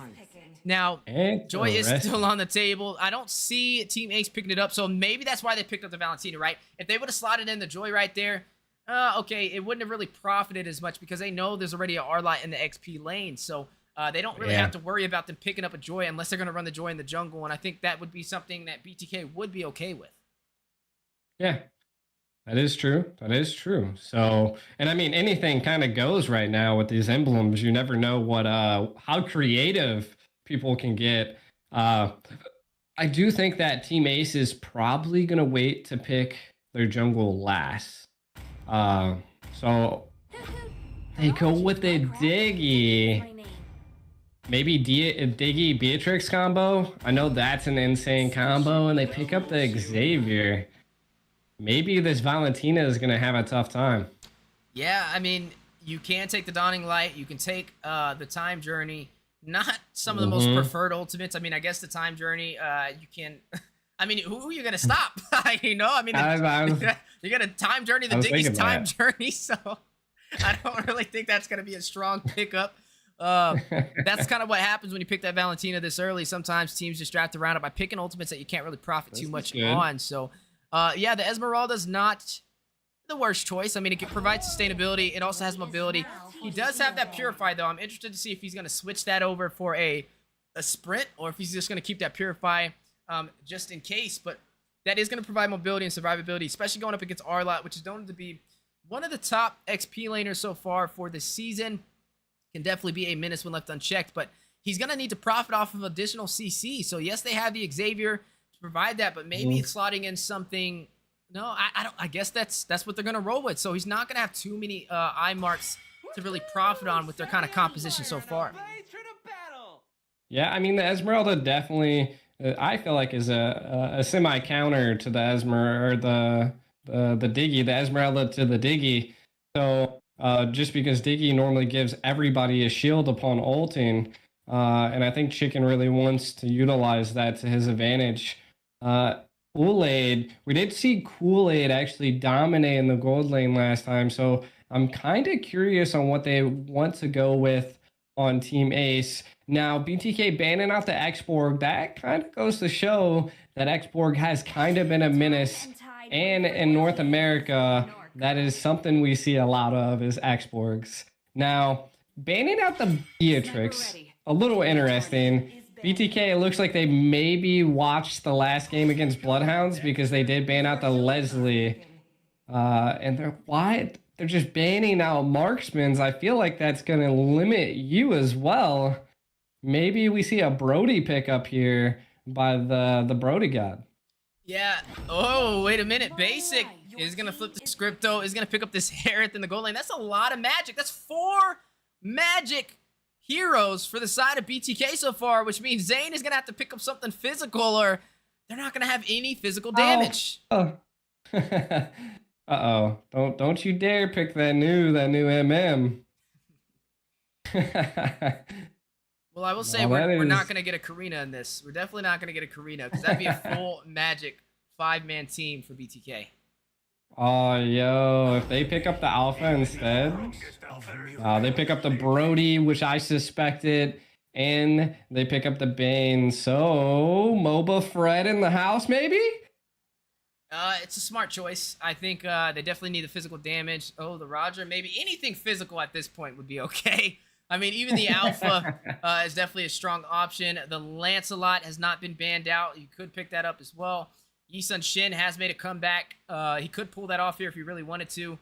He may actually just do that. I really think you could pull it off. I think the world would love to see MOBA Zane on a Granger, on a Roger, or on a Yi-Sun Shin. 3 heroes that he's just known for. And he's going to pick the Starfall Knight. Granger Danger is in effect. And that is going to finalize these rosters for this draft as we're seeing Team Ace getting ready to go head-to-head against BTK in Group B of the North American Battle Arena.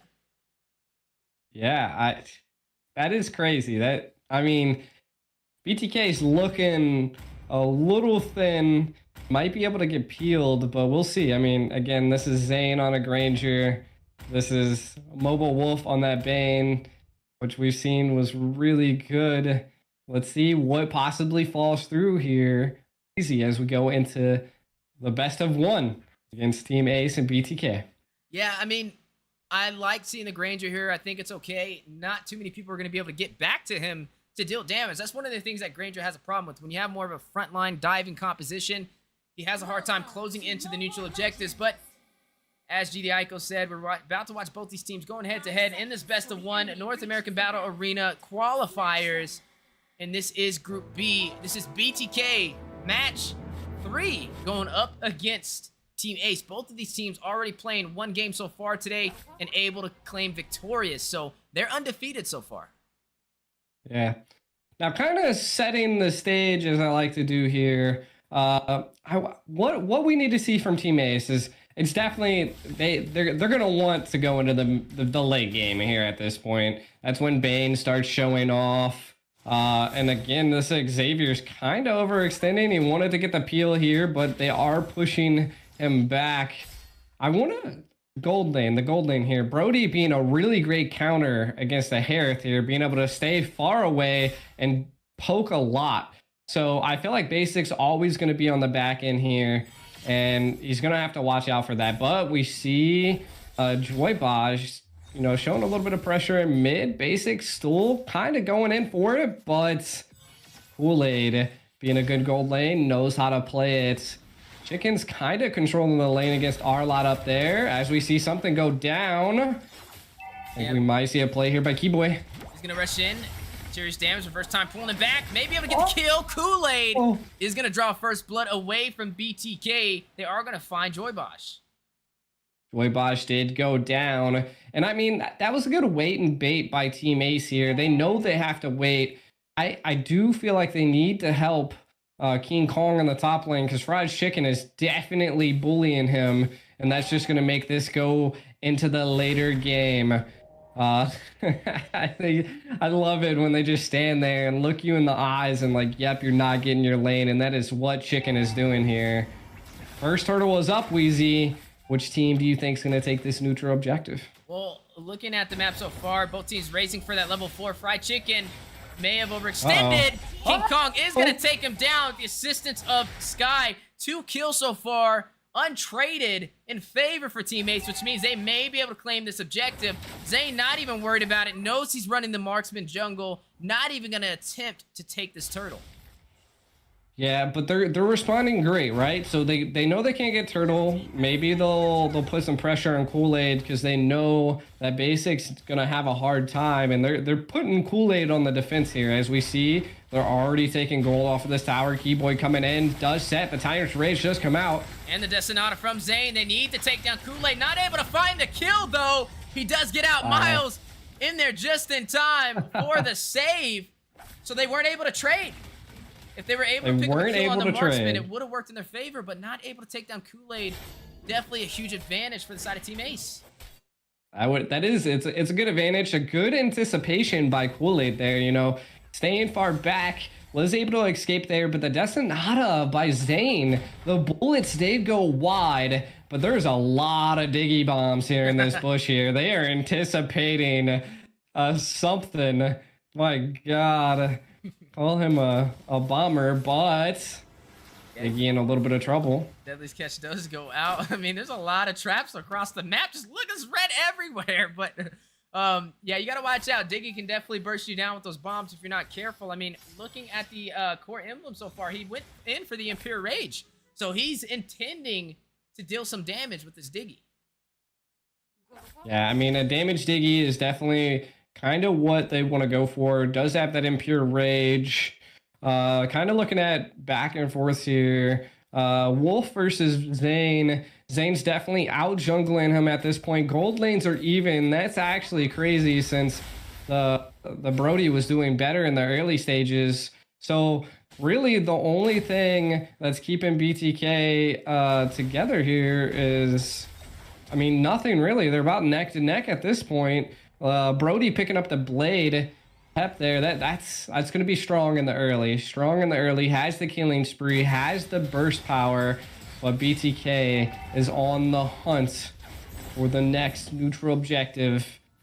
They push the lane in and they're going for this turtle, Wheezy. Yeah, they definitely have control, but look at King Kong in the bush. Chicken is going to spot him out. Great map control and awareness right there. Joy Boss with the knockup. Time Journey goes out to negate the CC. From Miles. Zane is going to hit the retribution, claim this turtle for the Bloodthirsty Kings. Detonata goes out. King Kong still alive. Fried Chicken is going to find Miles, though. Trying to get a chase down onto Mobile Wolf. Not able to find the kill. Able to take a kill of their own, though, and able to claim this turtle into the hands of BTK. A great way to keep themselves in this game.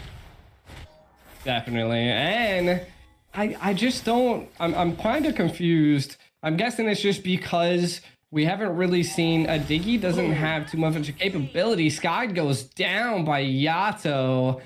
Sheesh, the mid lane challenged by the Yato, the one and only on this Valentina, was able to 1v1 Sky here. And that's, I feel like that's going to be big here. If they can peel a little bit off here, but instead they're going to rotate down here into the gold lane. What we need to see from Team Ace is, again, they're playing passive. They need to get into that late game. That Dawning Light did just give the vision Team Ace needed to see that there was possibly a jump happening on a Kool-Aid here. So again, they're just kind of waiting. This is kind of what we've seen Team Ace do in the very first game against Bloodhounds. And what we've seen against BTK, a conceal play did just get made while Diggy is setting up bushes here, Wheezy. Ooh, they're going all in for Miles. Time Journey has been baited out. Zane is going to find King Kong off screen, though. Kool-Aid is going to try and deal some damage. You are going to see them trying to take him down. Basically going to pick up the kill. That is 2 members falling for the side of Team Ace on both side lanes, creating the opportunity to possibly push in these turrets. They were able to take the one on the top side with the assistance of Zane rotating to that XP lane, helping out Fried Chicken and bursting down everybody that was in that lane, and they took the turret. Yeah, this is not what you want to see at the 6-minute mark for Team Ace, but BTK showing strong ties here, taking out both side turrets. going to be working towards the next neutral objective and then possibly that mid turret. Fried Chicken is just bullying King Kong at this point. Not much King Kong can do here. And you gotta love the pressure and the vision that Fried Chickens is able to exhibit here. But we see a play. He's gonna go out with the deadliest catch. Zane is gonna take down Miles. Another kill maybe on the way. Joybaz very low. Zombie Force dropping down. Mobile Wolf is gonna find Joybaz though before he can get the kill. But wait a minute, King Kong very low. Basic is gonna find him, spot him out, take him down. Kool-Aid is gonna find Basic to respond though. 2 members falling from both sides of the table. Basic and Joybaz, King Kong and Miles on the other side. That was a good take. Team Ace kind of holding a little bit of their own, but again, BTK is still showing out. Basic falling is a good thing for Team Ace. That is allowing them to kind of scale up here. They really need to be focused on taking turrets here, going for the gold crab instead. We'll see if they definitely are able to take that. Now they just need to, again, keep working together, keep showing out. If they can keep the Brody from dying, I feel like Team Ace does have the ability to turn some of the tides here. Again, the gold lead is definitely in BTK's favor here. The EXP is definitely having a rough time. King Kong is not able to stop the bully of Fried Chicken here. As we can see, the turrets take again the falling star moon. Gonna drop down. He is very low. May not be able to get out. Zane is gonna find him with that Rhapsody. Is gonna take down Miles as well. Kool-Aid is gonna shut down Zane in the process. Retribution does go down from Mobile Wolf on the chase with the deadliest catch, trying to catch Basic out of position. Now, I think the problem so far with King, wait a minute, Tyrant's Rage on the wall for the stun. Mobile Wolf need to get out of there. The bouncing ball for the slow. Kool-Aid trying to join the fight, but no, they are going to find a kill, or are going to go ahead and take down Mobile Wolf. Now, I think why we're seeing King Kong have a hard time, typically you'd think he'd beat the Esmeralda, right? But he doesn't have anti-heal. He didn't build the Dominance Ice to go head-to-head against the Esmeralda. Kool-Aid is going to use that torn apart memories, is going to go ahead and find Yato and take him down. Basic almost falls as well. Yeah, I mean, anti-heal could be something that he's trying to build in a little bit into the later of the game here. So we'll see. We'll see. I do have to say that Kool-Aid is showing out. The Brody's playing a major factor. They're trying to take the top turret here, but there's 3 of BTK kind of going in there. Can they keep this mid and the top? Kool-Aid falls to Zane there. That was... I mean, what did he suspect there? He knew all alone he was going to get caught. Yeah, it was definitely a questionable play. I mean, you're the gold lane, you're the marksman, you're the back line. Why are you pushing up to a turret all the way by yourself with no turret to defend you to run back to? And you're not just pushing any team, you're pushing the best team in North America who won the Grand Champions for the Grand Finals in the NACT Spring season. Not a team you want to play that casual against, and you are going to find another kill on the board. Miles is going to fall in the process. The knockup. Oh my god. Zombie Force dropping down. Deadly Sketch going out for Mobile Wolf. The final slash from Arlon. Arcane is going to find Sky. That Sonata from Zane, though, is going to hit onto Kool-Aid. Only one bullet did connect, though. Not going to be able to find any members, but they were able to take down 2 players from the side of Team Ace. Yeah, and I mean... They were also able to secure that neutral objective. If I'm not mistaken, it was the Lord. So we might be seeing the Lord pop off here soon.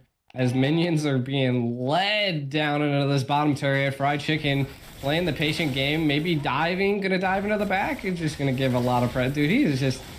This is the big bully chicken here. There's 4 of Team Ace on him. They can't do a thing against Chicken here. This Esmeralda paying off high. Yeah, he's definitely giving him a problem. He even went in for that crossbow. Now that's interesting to see on the Esmeralda. Definitely take a screenshot of those for anybody looking to learn this hero. But fight going on. King Kong is going to find a Keybaj. That is Joybaj with a little bit of a name change right there. He is going to fall to Roamer for BTK. Lord still intact on the top side, slowly making his way into the inhibitor. Turret in the mid lane does fall. Third is falling as BTK is still charging. The falling star moon goes right into all of Team Ace. And it's going to take Fried down Chicken Miles. was able to secure the kill. This guy is going to take down Fried Chicken to respond. Lord may fall in the process, but they're able to take an inhibitor. You're going to see Yato get a kill. It's going to take down King Kong. They're able to open up the base for Team Ace. Hey, there's a bar right there. But looking at the map, you are looking at all turrets still sitting intact, minus the turret on the bottom side falling for BTK. Overall, map control is definitely stronger for their team compared to Team Ace. It is true. I mean, BTK is definitely just mopping this board. Zane on the Grangers, I mean, we can just see he's doing good, but the Xavier's kind of lacking as we see a play here. Oh, huge torn apart. Remember, he's going to catch Zane all the way out on the opposite side of town and take him down.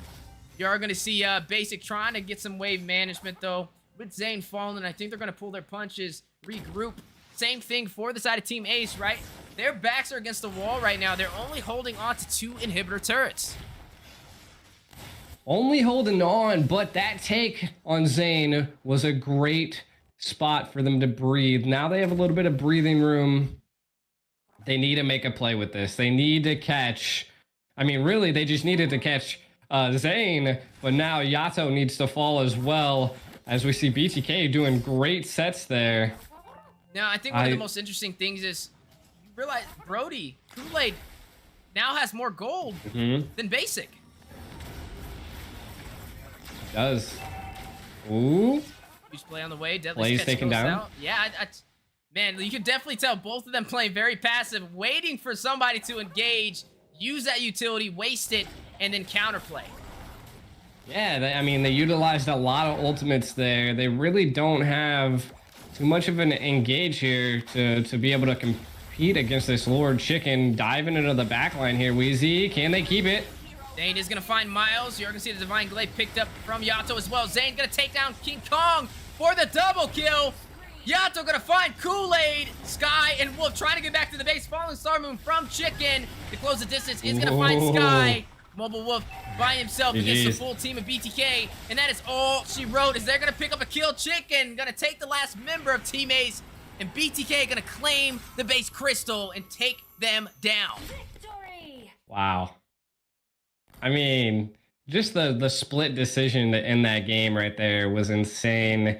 The Diggy pick was really, really ballsy, to be honest. Like, of course, you can see it didn't really play out. The damage Diggy does good, but not when you're against BTK at this point. Basic 2-1-6 with Harith. Not a super high kill game for him, but still was able to control his lane with the combination of Joybaj there. So again, Kool-Aid kind of just carrying Team Ace here at this point. Yeah, definitely carrying them around right there. I mean, looking at the statistics so far, Zane having the most turret damage on the map, but the total damage coming out from Fried Chicken, 43% hero damage when they're on this Esmeralda. That's definitely something you don't see every day, right? I mean, looking at Basic, he only had 12%. You know, he was the gold lane, supposed to be ADC. I guess you could count Zane in there as well, since he did run the this jungler Granger. So took more damage than Joybaj too. So I mean, had the most damage taken, and a 74% team fight participation. Again, like I said, Chicken was an absolute bully. This Esmeralda, the R-Lot, again, like you were saying, it was kind of just like an item build difference, or it could be, I mean, just maybe they didn't know how to play R-Lot as well as Chicken knows how to play Esmeralda. Yeah, I mean, it was interesting to see. I do think a part of it that played into R-Lot having a hard time more than you anticipated was the rotation from Zane over to the XP lane as well. Like, it definitely caught him off guard. For them to secure that first turret, it was a gank to be able to kill that R-Lot, because we did remember R-Lot did pick up the first kill on Chicken, who was overly aggressive on that 2v1 situation when they did gank him on that side. But then Zane returned the response, and they took a turret from it, and that's when you started seeing Chicken get online, and we didn't see a proper response, at least early enough to stop him, right? He was just building more HP, more regen, more shields, and they weren't doing anything to counter it. I mean, the anti-heal came after the Thunderbelt. I'm not really sure if that was the best way to kind of itemize that. Maybe shutting down that anti-heal super early could have been a possible game changer, but it did definitely boil down to not just the itemization. It was definitely the rotations as well. I mean, we've seen BTK, they pretty much held on to every single turret, minus the one on the bottom side for majority of that game. So it's definitely the macro coming into play, the awareness when it comes to neutral objectives, Chicken checking the bushes, even when somebody was trying to get a sneaky play to take the neutral objective, he was always there to be able to spot them out, and then they're able to kind of counterplay on that. So, man, that's match 3 off the board so far. 2 games so far for BTK. They were able to take both wins. Team Ace had the first win against Bloodhounds, but they took their first loss as well against BTK. BTK is the only team so far that remains undefeated in Group B. It is true. It is true. Undefeated, and I mean they have the all-stars at this point. You know, I mean they're tough to beat. I mean you make one mistake and it's the game. You know, and I feel like that we just need to find a couple more teams that just know that micro play, know how to manage their lanes. I do think that, you know, Kool-Aid was insane on the Brody, even though half the team was kind of a little behind. He was making some of those key plays that were, you know, forcing BTK to make mistakes. But in the end, to be honest, you got to get the MVP up to Chicken. That was insane. Yeah, guys, the next match we are going to be seeing Bloodhounds going up against the Simpsons. Bloodhounds did take their first loss today. It was up against Team Ace, who just lost to BTK. And the Simpsons lost to BTK as well. So it's just a battle of both teams who lost to BTK at this point for the next match, 4th match of the day. After that, we will be seeing BTK sneak back in there. This time, they're going to be going up against the Bloodhounds, which is definitely going to be something we want to catch. Yeah, and I think if every team plays 3 games, right, Bloodhounds really needs to win this, and OSP really needs to win this. Yeah. So that they can secure, I think, an upper bracket spot instead of a lower. So this is like a decision game here, you know, is OSP or Bloodhounds go into the lower bracket. Bloodhounds already lost 1. This is their time to shine and maybe turn some things around. So did OSP. They've already lost 1 as well. So 1-1 for these teams. And I can't wait to see what they can bring. Bloodhounds is a really good team that we've seen on the spectrum. And OSP held out pretty well, so I want to see what they bring. I'm enjoying all of these like different, like the games are different, you know? Like they definitely are. You're not seeing the tanks, you're not seeing, you know, the crazy. You're seeing actual plays be made, you know? Yeah. And I think this meta is kind of relying on tanks now, right, Weezy? It's a mixture of both, in my opinion. I mean, I just love the fact that the assassins are back. Like Lancelot's not the tanky route no more. The Karina's the damage. Nice. Like all of that is pretty fun to see. I think it feels a little bit more balanced. And I mean, as a caster, like, man, it can be very slow when you're trying to cast a game that lasts over 30 minutes. But you're not going to really see a 30-minute game with this new emblem system. And I think one of the coolest things that you can do with it is mix and match talents from different emblem trees and put them together for a mastered build. And that's definitely going to let you know in terms of, it's not just, I guess you can kind of categorize it as itemization, which is another part of the battle that some players tend to neglect, right? They kind of just take a screenshot of what somebody else is running and they roll with it. But when it looks like with Fried Chicken, with Zane, they're one of those players, or some of those players, that will literally sit there and read every single percentage of what damage each item will do and what is the most optimal build. So I think that's where they kind of like topple over some of the other competition in North America. A lot of people tend to overlook the little patches, the little notes of what all these items and changes can do. And I mean, you're seeing it right there, right? You would have thought Chicken would have been dominated by the R-Lot, but no, Chicken is, he prevailed. I mean, we've seen him in the bottom lane toward the end of the game, just 1v4 Team Ace, and no punish on it either. True. I think the players are almost ready. I think this is actually the first time we've seen Yureshi on Bloodhounds. I don't think he was there last time. No, I think it was someone else. It was the guy with the Chinese symbols. I don't know who he was. But yeah, we don't know who. Yeah, it wasn't. No, it wasn't actually. Who was the XP lane for Bloodhounds? I don't know. Oh, it was Uzi. It was Uzi, right? It was Uzi. Yeah. Yeah. It was Uzi. That's right. Huh. Interesting. So I think this is going to be a pretty awesome match to watch as well. Yeah, I think we're almost ready. Yeah, it looks like they're getting ready to jump in. They're just waiting for. And looks they like everybody started. ready up. Here we go.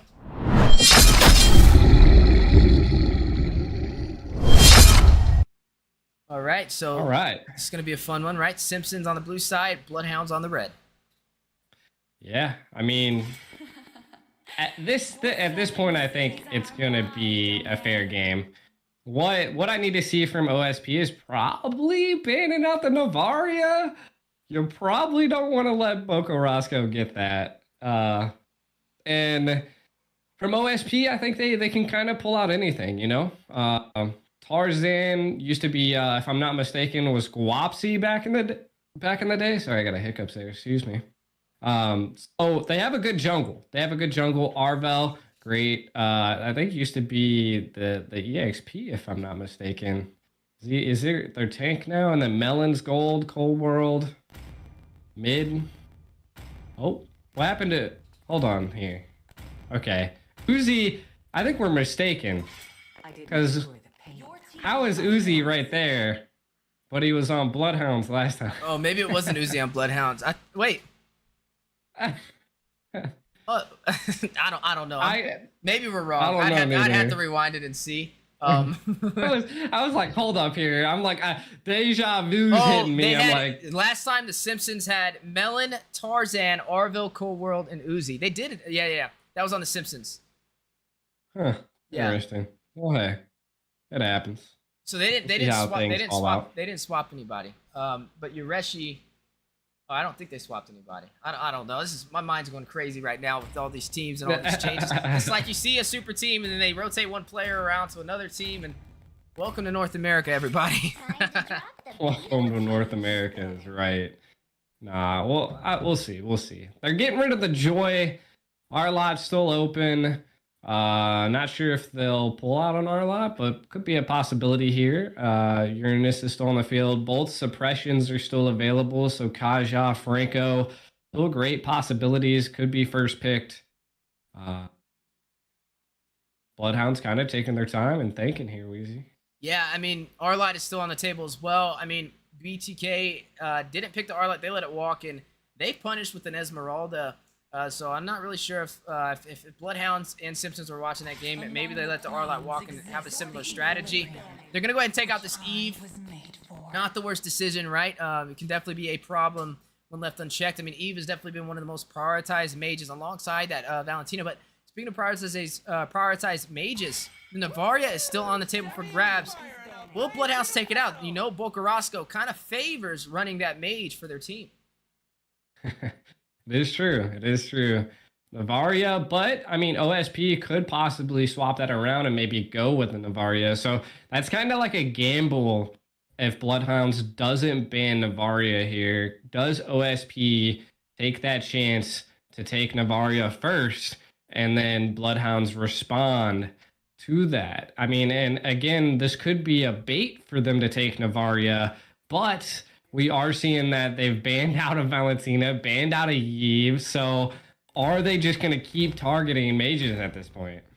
Yeah, I mean, they may just take out the Navaria, not wanting to let it go to the side of the Simpsons, but they're going to hope to try and grab it. So they're going to go ahead and take out this Lancelot. I'm not really sure if I agree with this decision, right? I mean, I feel like the Simpsons can play Navaria just as well, but no, they're going to go in for the suppression instead. Arvel's going to go ahead and lock in this Kaja, which means I'm willing to bet they're trying to lock in an assassin. But when they do this, they allow Boca Roscoe to get comfortable. He is going to go ahead and pick up this Navaria and not waste any time on the draft. Interesting that they take a gamble like that. I'm not quite. I wouldn't classify Kaja as a first pick hero. But they do end up picking him. Again, like you said, they could go to like bursty comps here.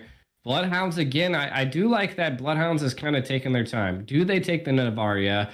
What is their second pick here? Do they pick a Franco to counter suppress? But I think they're gonna maybe pick up the the R lot. Yeah, they are gonna secure this R lot alongside this Navaria. Now that is huge for the Bloodhounds, right? R lot can profit off of that Astro Echo and deal some massive damage. But looking at the side of the Simpsons, they traded that to be able to pick up this Beatrix and this Yuzong. Yuzong, who's been a pretty solid fighter. He can actually counter the R lot if played right. So it's not the worst decision. It looks like they have an answer for it, but the question is, can they execute their draft? That is true. It is true. They have to execute the draft. Gotta make plays. Yureshi, I like this. I like the Cho pick. Do they roam with it, or they have to at this point? Unless you see an Arlot roam, which could be something that switches up the tactics and the strategies that we have here. So that'd be interesting to see if an Arlot plays roam or the Cho. My guess is it's probably going to be the Cho, and that does give them some backline secure. Uzi picking up the Yuzong. That is also another good response. But again, last time the Yuzong didn't play into the other team. Actually, the Yuzong did play into the other team's favor, and they beat Bloodhounds. So let's see if they can change this tide here. Yeah, I mean, Yureshi picking up the Cho is going to be a problem, right? The Cho does have the isolation. He can go in with the Way of the Dragon and kind of catch somebody out of position. It's almost as good as having a suppression on your team, and there's nobody rocking that Purify to escape it. There's a lot of CC in favor for the side of Bloodhounds, but for the side of the Simpsons, I mean, you do have the Kaja, you do have the suppression. They first picked this Kaja, though. Was it worth it to allow the Navaria and the Arlot combination to come into play? Now, we kind of mentioned both of these teams took a loss so far in the group stage B for the Naba, and they need a victory, right? There's, 3 games in the group stage, and then 2 teams with the highest points will move on to the upper bracket, and the 2 teams with the lower points are going to move on to the lower bracket. So this is a very big game for both of these teams needing a victory, and this may be one of the games that's a deciding factor on which one of them will move forward in the upper bracket. That is true. And one thing I gotta point out is they banned the Hellcurt. What? A Hellcurt in my book right now would be a first pick potential. You know, like we've seen Hellcurt definitely make it through the strides here. So it's just interesting to me. Easy peasy picking up this Bane. They respond with a Farja. Tarzan maybe picking up a Fred. Drin. Who knows? Yeah, time will tell. I mean, there goes the Fredrin picked up from Tarzan to solidify their draft for the side of the Simpsons, and a response back from Bloodhounds. They're going to be able to pick up this carry. Carry is a great answer to be able to soak in the damage on to the Fredrin, on to the Yuzong, but carry lacks mobility, and that may be a problem as Arvel does have this Kaja to be able to use that Divine Judgment, and nobody on their team has Purify, which means any Divine Judgment that goes out from Arvel is guaranteed CC and a possible pickoff for the Simpsons. Yeah. Well, we'll definitely see what they can possibly do. I do like that they pick up the carry just because the team's going to be definitely building a little bit defensive here with the Yuzong. So the picks here are great. I think it could lean either way. I do think OSP has a better shot here at this point, but it is Bloodhounds that they're going up against here. Weezy, take us off into game 1 of 1. Yeah. Yeah, we're definitely, I believe this is match 4, best of 1, 2 teams fighting it out right now. We are looking at, on the red side, the Bloodhounds, who did take a loss against Team Ace, going up against the Simpsons, who recently took a loss as well. And they need to find a way to turn this around. Both teams trying to take advantage of the group stage, move on to the upper brackets for the Naba Invitational. Who will be able to be victorious, right? We're looking at Bocarasco running his comfort pick, having this Navaria in his favor. Was that the right decision to let that walk, and Arvel picking up this Kaja? We're definitely waiting for that decision to be made. But on the XP lane, it's an interesting matchup indeed. We're looking at Uzi and Templis picking up the Yuzong and going up against the Arlot. Who will be able to claim victorious in the XP lane? And on the gold side, the carry, that late game damage dealer to be able to burst down even the beefiest composition, going against Melon on this Beatrix, who can scale through time. It is true. We'll see what possibly can be played here. Boca getting kinda, we see an invade here happening on easy peasy. Tarzan really wants this as the Retry is still here, so they are kind of phasing him out. Easy peasy doesn't even attempt because the Retry's already gone. My guess, if I'm not mistaken, they probably fought over the Lethal and then used the Retry to secure it, and Tarzan made the play to go in and invade onto Easy Peasy's buff here. So, I mean, that was a great decision, a macro play that can smell, you know, a little bit of a trouble for Easy Peasy, because I do believe the blue buff is kind of needed for that Bane. We'll have to see who makes the first play here and gets a first blood, as we're already almost 2 minutes in, and no one's really overcommitted. Here's a Farja hit a feathered airstrike. From the top lane, trying to find Tempest and Boca Roscoe, not able to hit the mark, but they are very low. Uzi waiting in the bush for the perfect chance for the dive. You can definitely smell their hunger for the kill. Turtle in play low. Aggro has been pulled from Tarzan. Looks like he may be able to get that uncontested. Astro Echo does connect onto Uzi, onto Coral World, does spot him out. Easy peasy, not even in position to contest on this objective, and Tarzan's going to be able to pick that up. Whoa, wait a minute!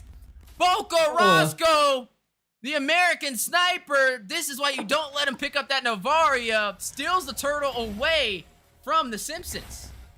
What a steal, as we see a first blood finally coming in here onto the bottom lane of Japanese Simple Man going down. Melon's able to secure that, but my God, Boca with the snipe, even snipes Cold World there, even while he's in the feathered airstrike. The ballsy man we got here in the mid lane. Man, that dude is just making the impossible possible right now on this Navaria. This is what you say, like, sometimes comfortability is just as bad as meta, and he's both of them, right? He's comfortable and he's rocking a meta mage. So that's a 2-for-1 combo, and not to mention, we like to say with the Navaria, it's like having 2 junglers on your team, able to steal those neutral objectives. Then massive damage output from that Astro recall, that sniper that you just seen in effect, is able to kind of take objectives away from teams that try and use that retribution but are not quick enough. Speaking of being quick enough, Uzi is going to find Tempest with the assistance of Cold World on that feather airstrike for the top lane. Yeah, I mean, that was a great secure there, utilizing the Black Dragon and able to do something about it. Boca now here, the rockets go off. The rockets do go off. Boca checking that bush. He didn't connect, though. He didn't spot him out, but he was still aware that somebody was there. Now, Tarzan providing some amazing pressure. We saw him take that purple buff away from Easy Peasy, who's been having a little bit of a harder time catching back up, right? I mean, he's already under-leveled compared to Tarzan, who is level 7 so far compared to his level 6. And it looks like they are going in, trying to pick up some more kills on the board, leading by 2 so far, and up by almost 1,000 gold. Yeah, I mean, OSP is utilizing a lot of resources to kind of push Bloodhounds against the wall there, but nothing comes out of it. As we see the items, the Navaria picking up the clock. And I mean, we're not really seeing anything else besides the Hunter Strike picked up by the Yuzong here, but a play in mid lane. Cold World going down by Yureshi. With the Flicker G Kondo, and able to get out of there with style. Finds a kill and still alive with the majority of his HP in the middle of an enemy turret. And now the battle on the Turtle Pit. Arvel is going to go ahead and use Divine Judgment into the Vintage Rage from Melon, who is going to find the kill, take down Temple's Deadly Catch goes down. Retribution from Easy Peasy is going to claim this turtle.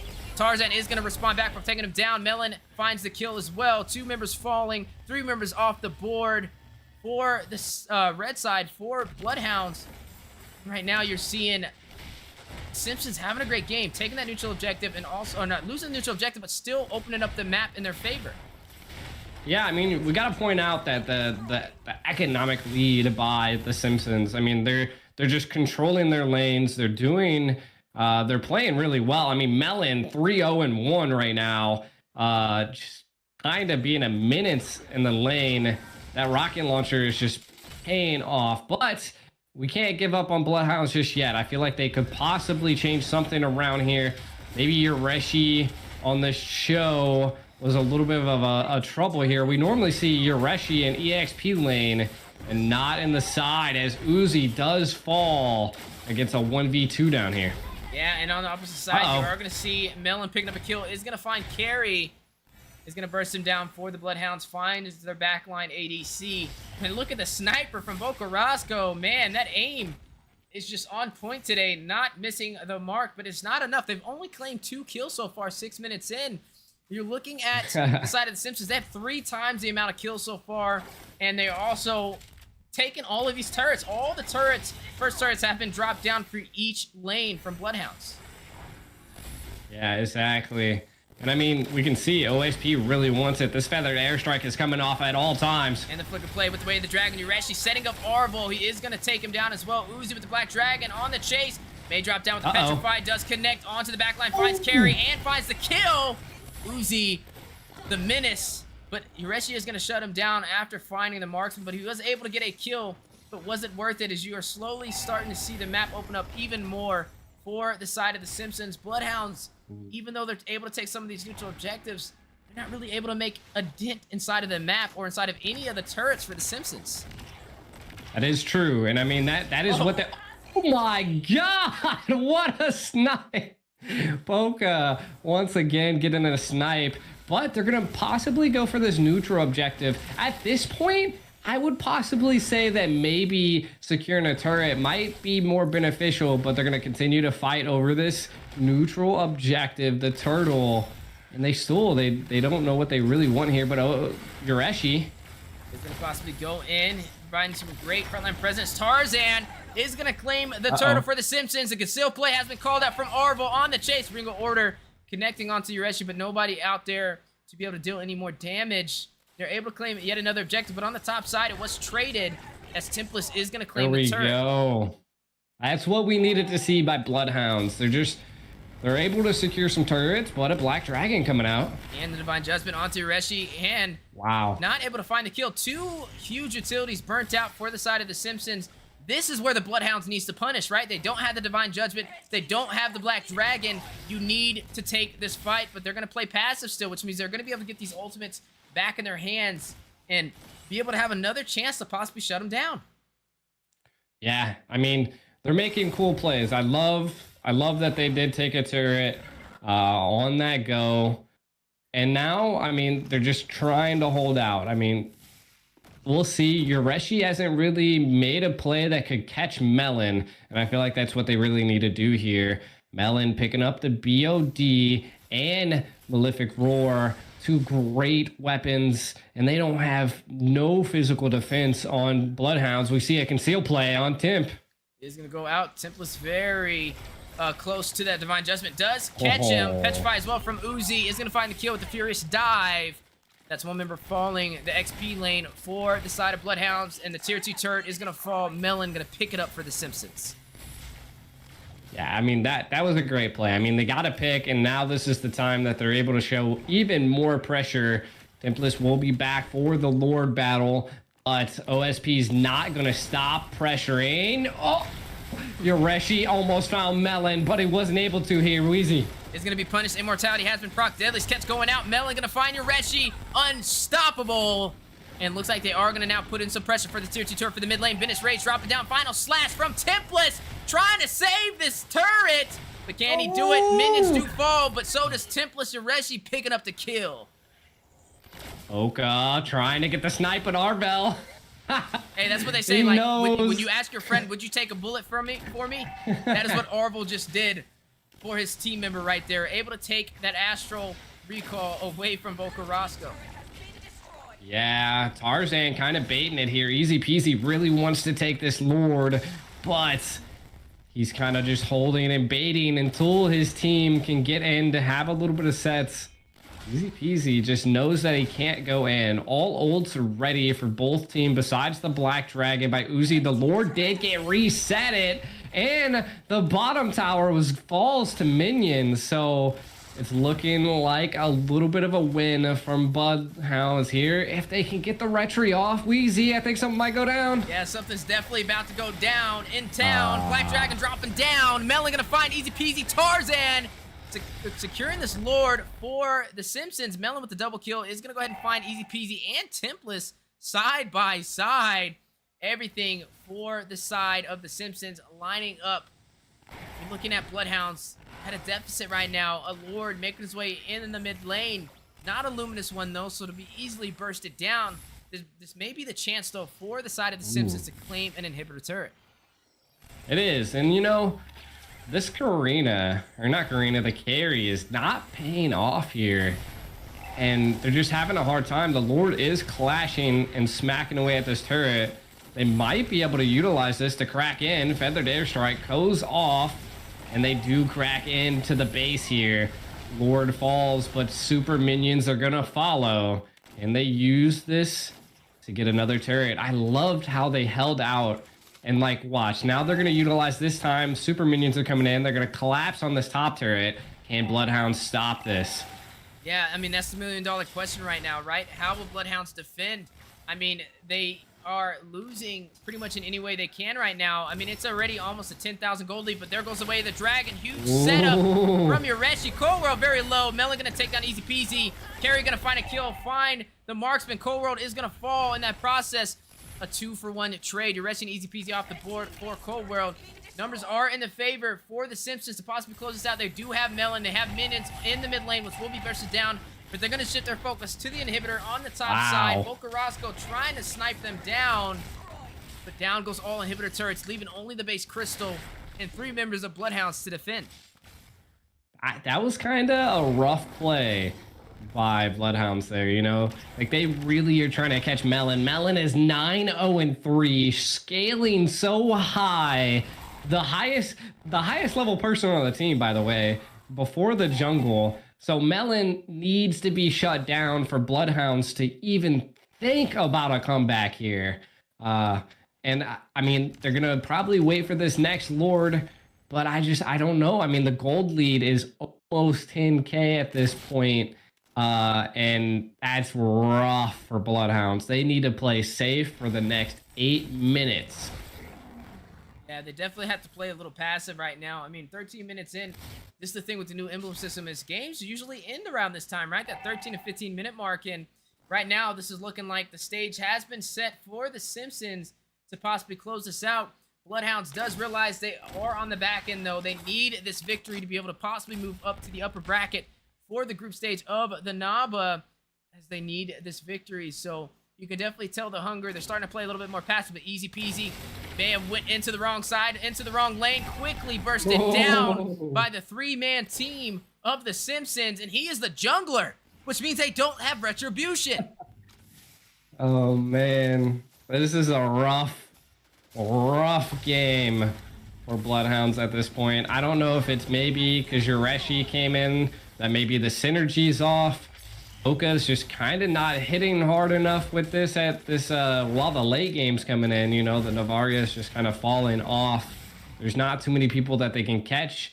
Can't get past Arvel. Tarzan built tanky, and I mean, Uzi's just everywhere with this Black Dragon. So I don't know if Bloodhounds can defend this last Lord coming down the middle lane here, Wheezy. I feel like this is going to be do or die for Bloodhounds. Yeah, definitely do or die. Battle of the Greats on the way, as you are looking at the Simpsons closing into the base for the Bloodhounds. Tarzan gonna go ahead and soak up that damage. Melon is gonna find easy peasy. You're gonna see Bokarosco snipe from afar. Uzi is gonna find Templest, but look at the base Crystal. Jeez. That is all she wrote. GG's as the Simpsons is gonna take down Bloodhounds and claim their point one step closer to the upper bracket. Yep, one step closer. I mean, they're 1-1. Bloodhounds is 0-2. Looking a little rough for Bloodhounds. I mean, Boka doing really well.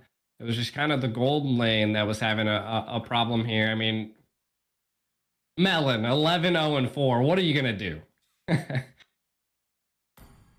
Yeah, I mean, it was a fun game to watch, but like the Simpsons definitely just had the objectives a little bit tighter. The micro and macro was just a little bit smoother.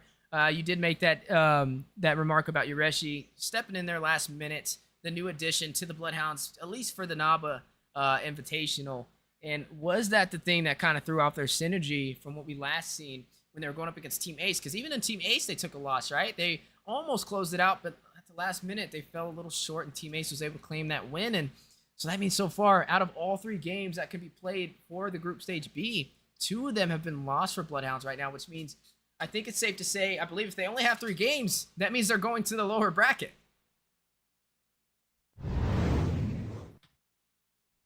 And back in action, guys. Appreciate y'all, everybody tuning in across the land of Dawn, between the Wheezy and the Ico experience.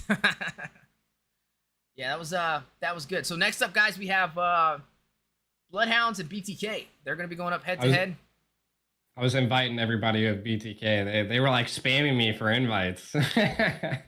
Yeah, so they're next. And then after that is going to be Bloodhounds up against the Ohio Brothers, led by Hoon. So this will be the first time in the Naba Invitational that we get to see the Ohio Brothers fight it out. So that'll definitely be something fun to watch. Definitely Oh, stay tuned as well. shoot. But looks like they're already They in the got, lobby. they got rid of Basic. Basic's out. Who do they replace him with though? Is that ISO? It has to be ISO. Okay. So it looks like ISO did take Basic's spot. I mean, right now BTK is undefeated, guys. So Or maybe that, I don't know. maybe they're trying new players out. What is Prior to the this? NACT. I don't know. Their names do not match what they used to be. So it could be ISO. It could not be. But it looks like it's a picture of an eye from Demon Slayer. That's what that looks like it's from. So I'm assuming, I don't know, maybe that's ISO. It's not I think T. it is. It's not T because they still have chicken in there. So I don't think it'll be T. That'd be crazy. They're just throwing everything in there. Where's Cardi at, man? Is Cardi? I wonder if Cardi's Where's going to compete. Cardi? What team is he going to be on? I think it's one of the things I've been, because he did step into the Cyberpunk, but that was the last time I seen him. I don't know if anybody's been catching his streams or not, but maybe y'all have some insight out there on if you guys think Cardi will step into the professional scene again. Who knows? Who knows?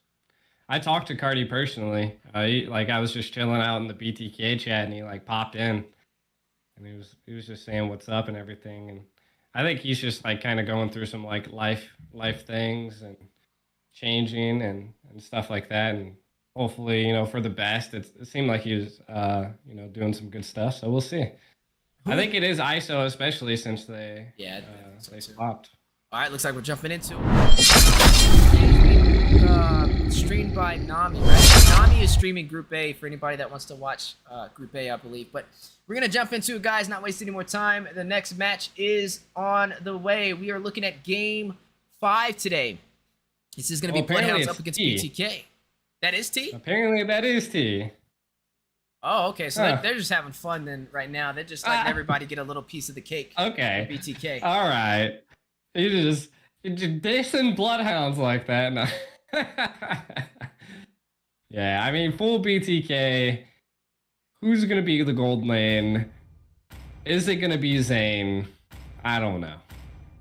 I mean, you never know. I mean, I like seeing this, though. I mean, BTK is stacked, bro. Like, if you look at their squad, I'm pretty sure they're full 9 out of 9. And like I said, they have enough members on that team to split it in two and still possibly be one of the best teams in North America. So, I mean, it's looking really strong right now for the BTK wave. All those fans out there, your team's definitely looking great. Bloodhounds, they need a win, but against BTK, man, I'm not going to lie, it's definitely going to be something hard to pull off. I mean, they're undefeated so far, but something that may be in their favor is they don't have a true position gold lane with what they're running right now because, I mean, Zane's going to run the jungle. Chicken and T are going to battle over who takes that XP. One of them are going to rotate to the gold lane. Yeah, I mean, it's going to be an interesting decision. BTK already knowing to get rid of the Navaria, even though the Navaria has been, doing a decent amount of damage, just not really much of a key playmaker at this point, like can get really good vision, but unless you can execute something, it's hard. It's hard, right? So from Bloodhounds, I think they really need to focus on damage dealers. They got rid of a Roth. Maybe they're going to attempt to try to first pick an Esmeralda? I think they were going to run a 1-3-1, to be honest with you. I think maybe they're expecting BTK to pull out the Dyroth and the Esmeralda on their side, put the Esme in the gold lane, put the Dyroth into XP. I mean, that's something that we have seen, and then Zane run possibly Yisun Shin or a Granger. That's what I'm guessing, right? I mean, when I see the Dyroth ban this early, that is one of the things that's been implemented with this new emblem system, is the 1-3-1 coming back into effect. That could be the guess from the Bloodhounds. And you know what? It actually makes sense. And here's why. They have Chicken and they have T. 2 XP laners. So they're guessing that BTK is going to pull out the 1-3-1 composition. That's interesting, And I mean, if BTK does this right, like if they sub players in in a tournament like this, can they do this and change up the tide and make people make mistakes like this, like a 1-3-1 would be absolutely crazy to see. I would love it. So we'll see. Kufra's gone. Dyroth is gone. Kaja is gone. So maybe we'll see Joy Bosch's Franco. Now, I mean, the 1-3-1 is still possible.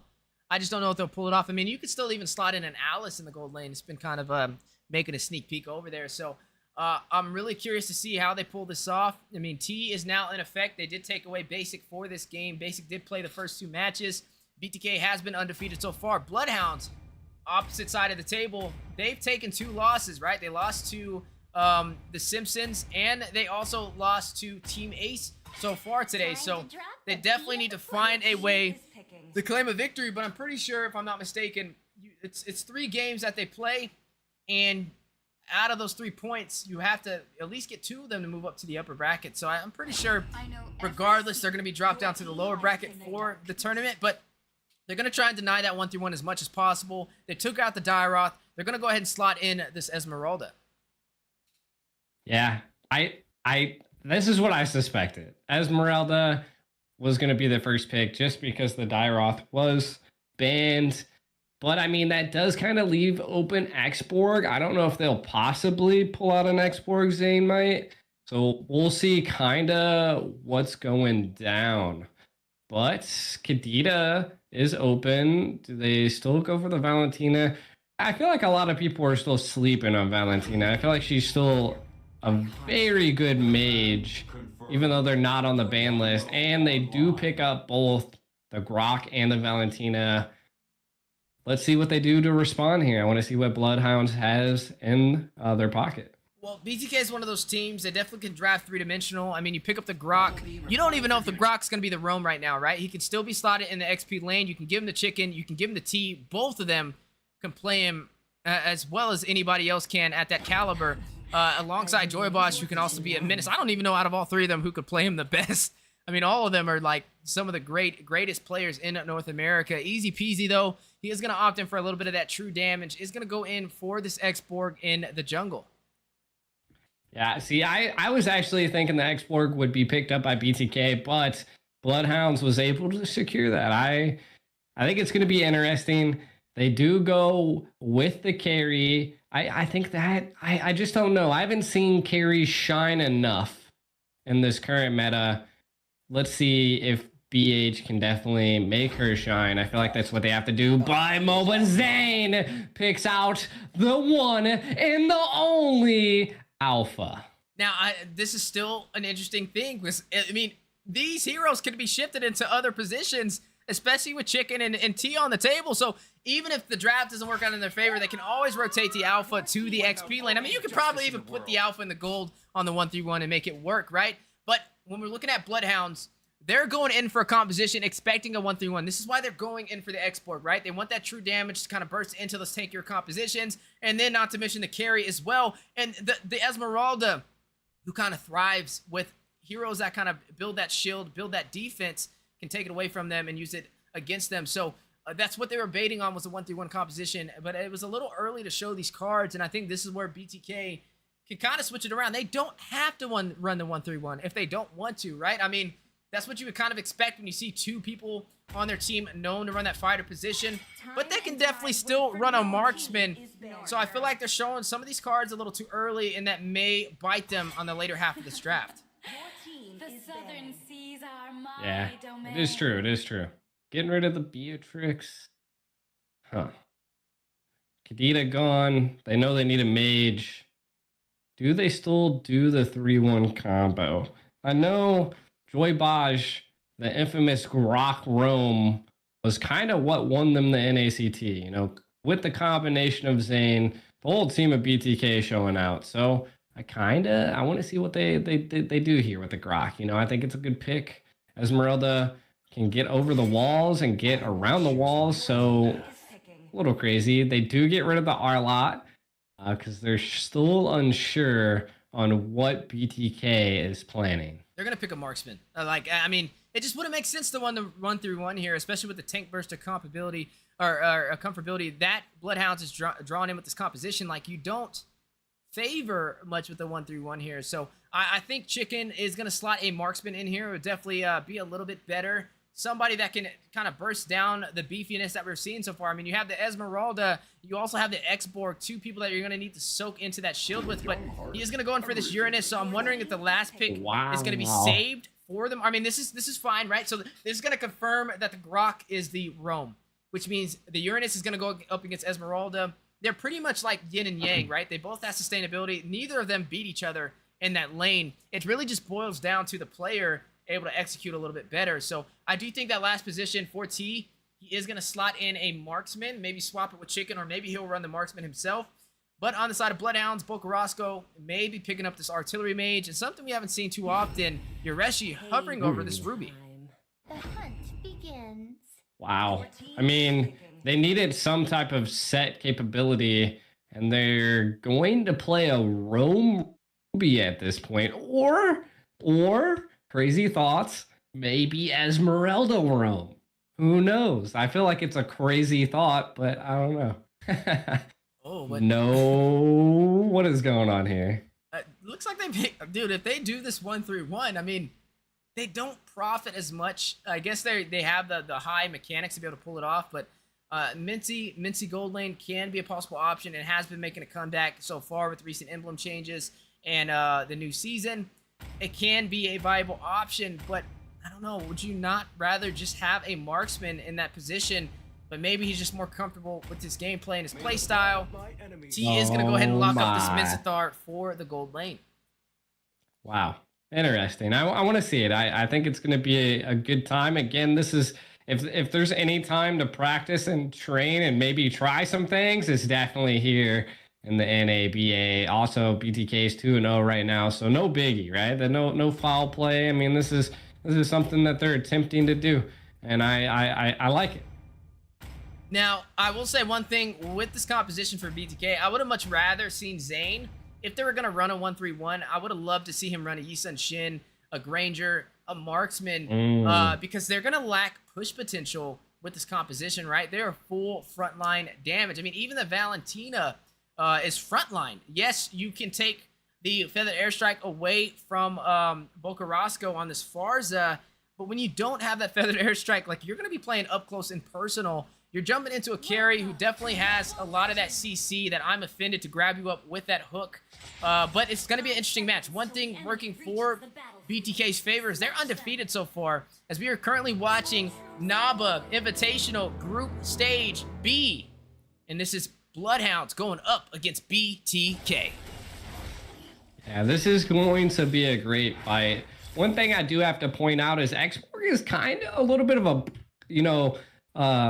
a stopper to Alpha, a counter, if I do say so. So it's going to be an interesting play here. Can easy peasy do anything to stop the one and only MOBA Zane. It's interesting. I want to see kind of what this 1-3-1 combo works out here. Sleeps, I feel like if Sleeps on Bloodhound can scale, we might see BTK have a little bit of a trouble, but Yato giving a lot of pressure to Boka, having to pop that regen early. Yeah, he's going to make him pop that regen early. Zane rotating to the bottom side. Does have that level 4. Alpha charge will be in effect. So you got to watch out. I mean, one thing working in BTK's favor is they have a lot of CC, right? They're riding on the CC train right now, and you don't want to get jumbled in between that. But I feel like Bloodhounds won this draft. I mean, they have answers all across the board, right? You have the Xborg who can counter the Alpha. Speaking of the Alpha, rushing in. Alpha charge onto Reshi is going to sustain himself. He baited out all of their utility right there. Still 20 seconds into the lore, so they will be able to get those ultimates back in time. But I feel like the later this game goes, the harder time BTK will have to close this out. They need to be able to finish this out nice and early. Nice and early. I do like that we see MOBA Zane going with the sustain emblem. So I feel like he's going to be tanky when it comes into this early game. First turtle is on the rise. Let's see who gets it. Yureshi's still level 2. Fried Chicken's almost level 4. Zones out Bloodhounds. They don't attempt to take it. Wow. Templess in a little bit of a pickle here, but I don't think much is going to come out of it. Yato really wants it, though. The Falling Star Moon. Oh, but they're in the middle of that turret. Going to start taking damage. They if they're are. not careful. Templess very low. Yureshi now joining the fight. He is still alive, though. Now, they do have the dive capability. With how sustainable their team is, you got to watch out. They can definitely stampede through a solo hero in a lane if you're not careful. But I think we got to keep our eyes on Sleeps, right? He's running this carry. The later this match goes, those core items are going to come into effect, and he's going to be able to burst them down. That Demon Hunter Sword, that Corrosion Sight, that Golden Staff, all of those problems that can kind of punish BTK for this 1-3-1 composition, and they don't have the push potential to be able to close this game out since they lack a actual marksman. Yeah, I mean, it's an interesting play since they're lacking a marksman, but they're still controlling the map, you know? I mean, they're almost 1,000 gold up, and they're going to keep this lead going. 4 of them already showing a lot of pressure on Sleep. Sleep is going to fall here. Yeah, there's no way he's getting out of that. I mean, look at all that damage. Look at the sustainability. And, you know, you're kind of wondering, why did Yoreshi leave Sleeps alone in that lane? I mean, if I'm seeing all fighters that can dive at turret with that sustainable composition, I'm babysitting my marksman all game.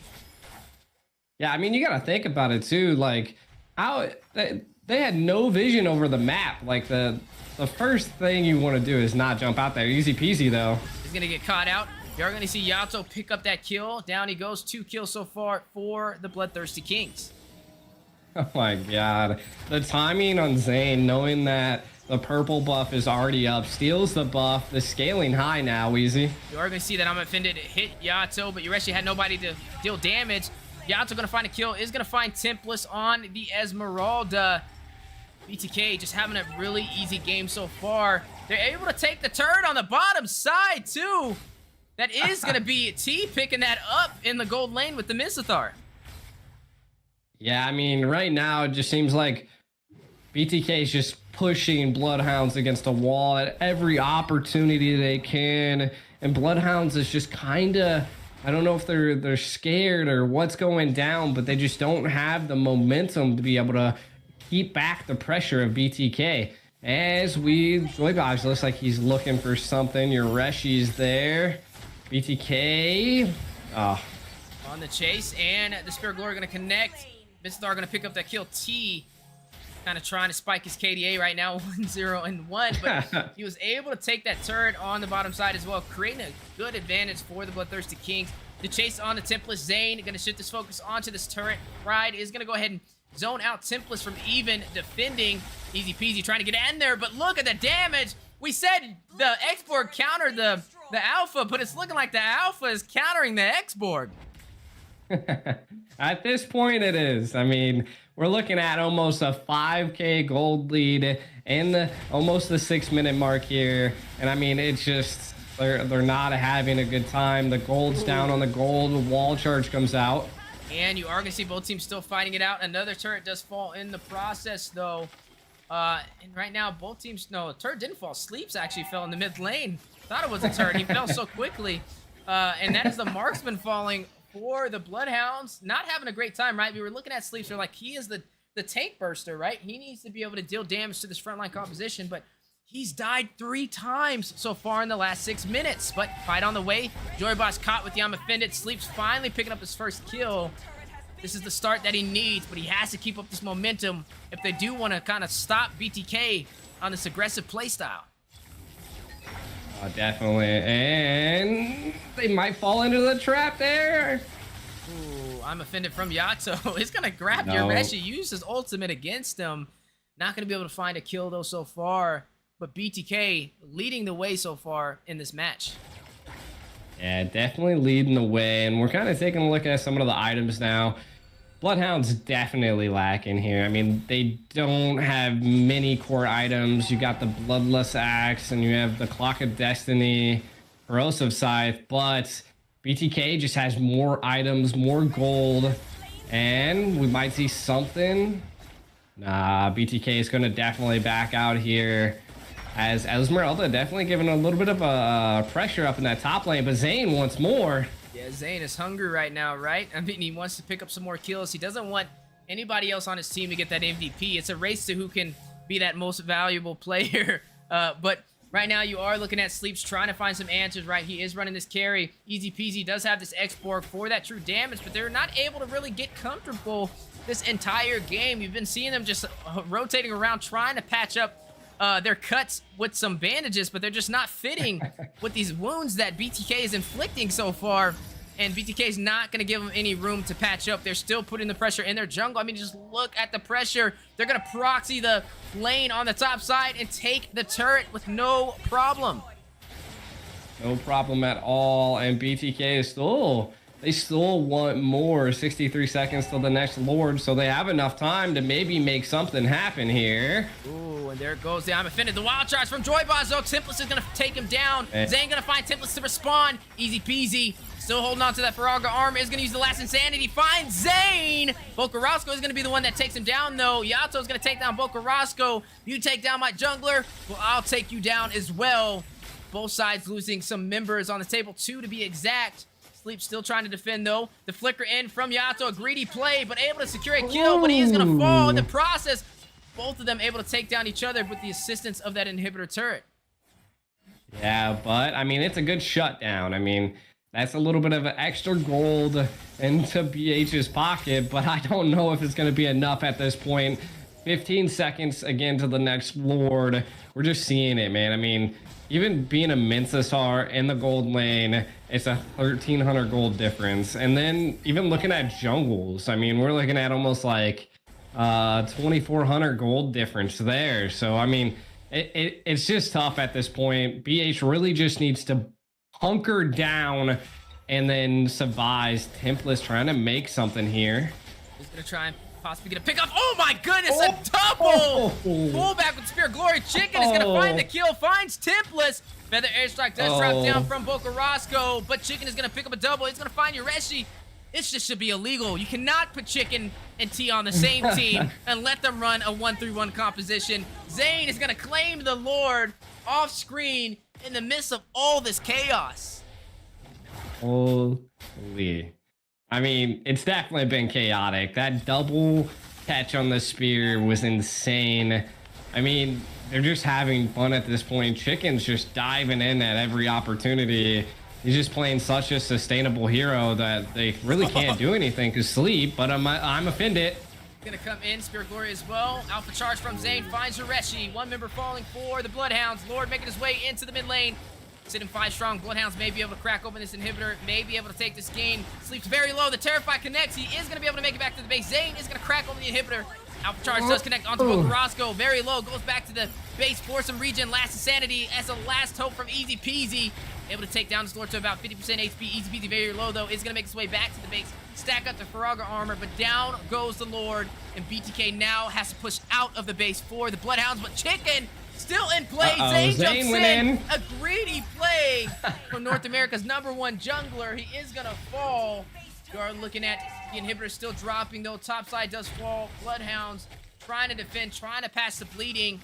But do they need to play a little bit more passive? They're making their way out of the base. They definitely have the numbers, but they don't have the items in the economy to be able to win this fight, and they are now going to shift their focus on to defending their base. This is what I say. I think Chicken just baited Zane right there. Chicken stayed there, and then Zane was like, all right, man, I'll come in and help, and then ends up taking the bullet for Chicken, and Chicken just walks away. I feel like at the end of the day, like, they were definitely laughing at that point. But this gives a little bit of breathing room for BH. They want to make a play. They need to stick together. Maybe catch one of BTK off guard. Maybe catch Yato here. Or maybe Keyboy. They just need something at this point. I mean, taking down Zane was a good go. But, I mean, you have no towers. The gold difference is essentially 10k. It's kind of hard. I mean, BH is again for the second time gonna have to hunker down for 8 minutes. I mean, they do have Boka on the Farja, which is a good hero to defend on, but Two-time offended for the double set. Feather airstrike from Bokarasco trying to drop down some artillery. Last insanity going out. Sleeps is going to find Zane. Is this a turnaround that they needed? Yureshi very low. They need to get out. Chicken on the chase. You are going to see Yato dealing some damage from afar. Here comes T. Not going to connect. They all survived. All are going to survive, make their way back to the base.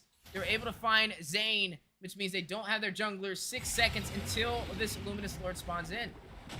if they can get this Lord here, this might be a Oh! time. Oh! Oh!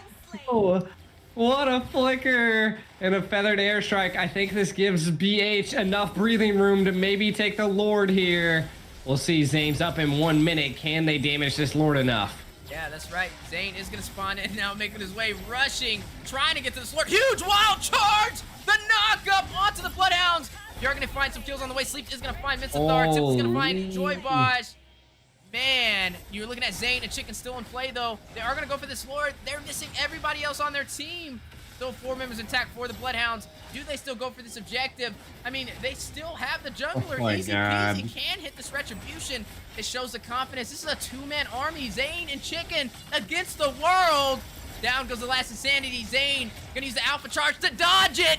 Doesn't do any damage to him. The Terrifier is Yato joins the fight. Templess trying to escape Zane on the chase as well. Yoreshi very low. Chicken harassing him, forcing him back to the base to conceal play for the movement speed boost. Yoreshi is going to be able to slide out of there on some skates, but this is going to open up the opportunity for BTK to take this Lord, and that was Zane and Chicken, the dynamic duo going against pretty much the full team of Bloodhounds for at least 20 seconds before they had any backup, and they were able to pull it off and take this Lord.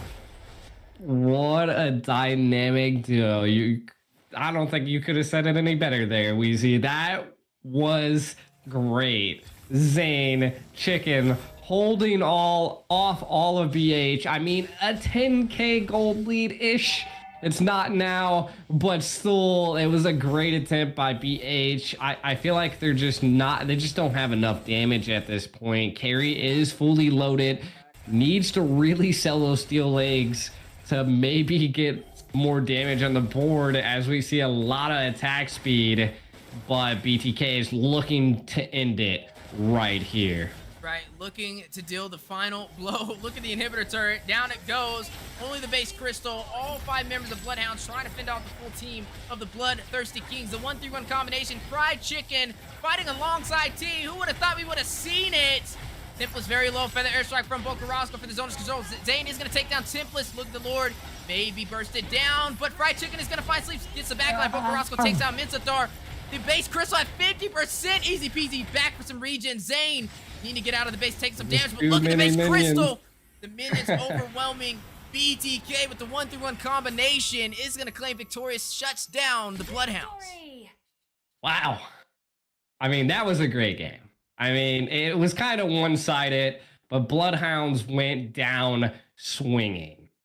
You know, Sleeps kind of lacked there. I mean, they just didn't have enough damage in the end. The only CC that they really did have was Yoreshi, and it wasn't too much of a CC, to be honest.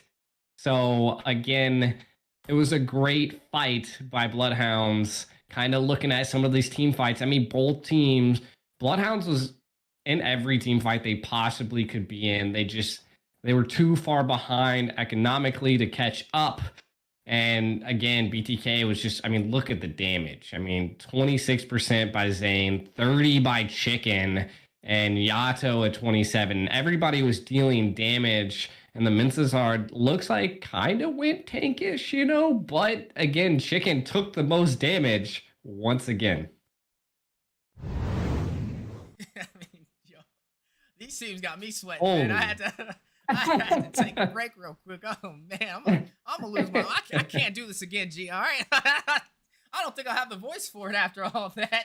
I mean, dude, that was Chicken and T side by side on a 1-3-1 composition. I mean, if I had to pull out 2 XP laners to pull that off, and I had to choose between every player in North America, like they would definitely be some of my top options. So, I mean, maybe throw Yoreshi in there and see how that goes. Eventually, that'd be cool too. But dude, this is a super team in the making, right? I mean, if they all stay on BTK, whoo, fellas. I mean, a lot of these teams are going to be in trouble for the NACT fall season. It also gives like the team a dynamic that we've never seen from other teams, right? You know, like you don't really ever see teams swap out their main lineup, you know, and that could be something that they have in their back pocket if they ever feel like they're backed against a wall and they need to do something. Maybe they swap out their gold lane. Of course, they're going to maybe be able to anticipate that, but could, you know, make waves like we just seen here. Yeah, man.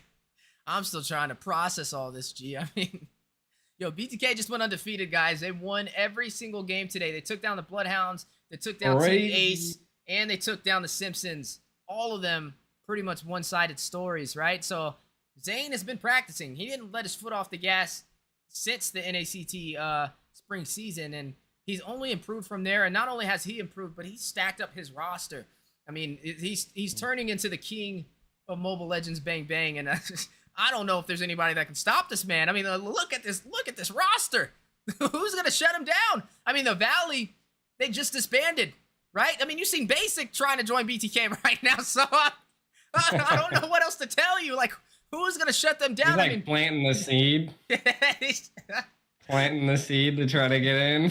So I mean, the only other team out there right now that we haven't really seen yet, but we will see right now, is the Ohio Brothers, right? We're gonna see the Ohio Brothers sneak in here. They're gonna be playing up next. So this is the other team that I've been kind of trying to check out. Do we got to switch lobbies?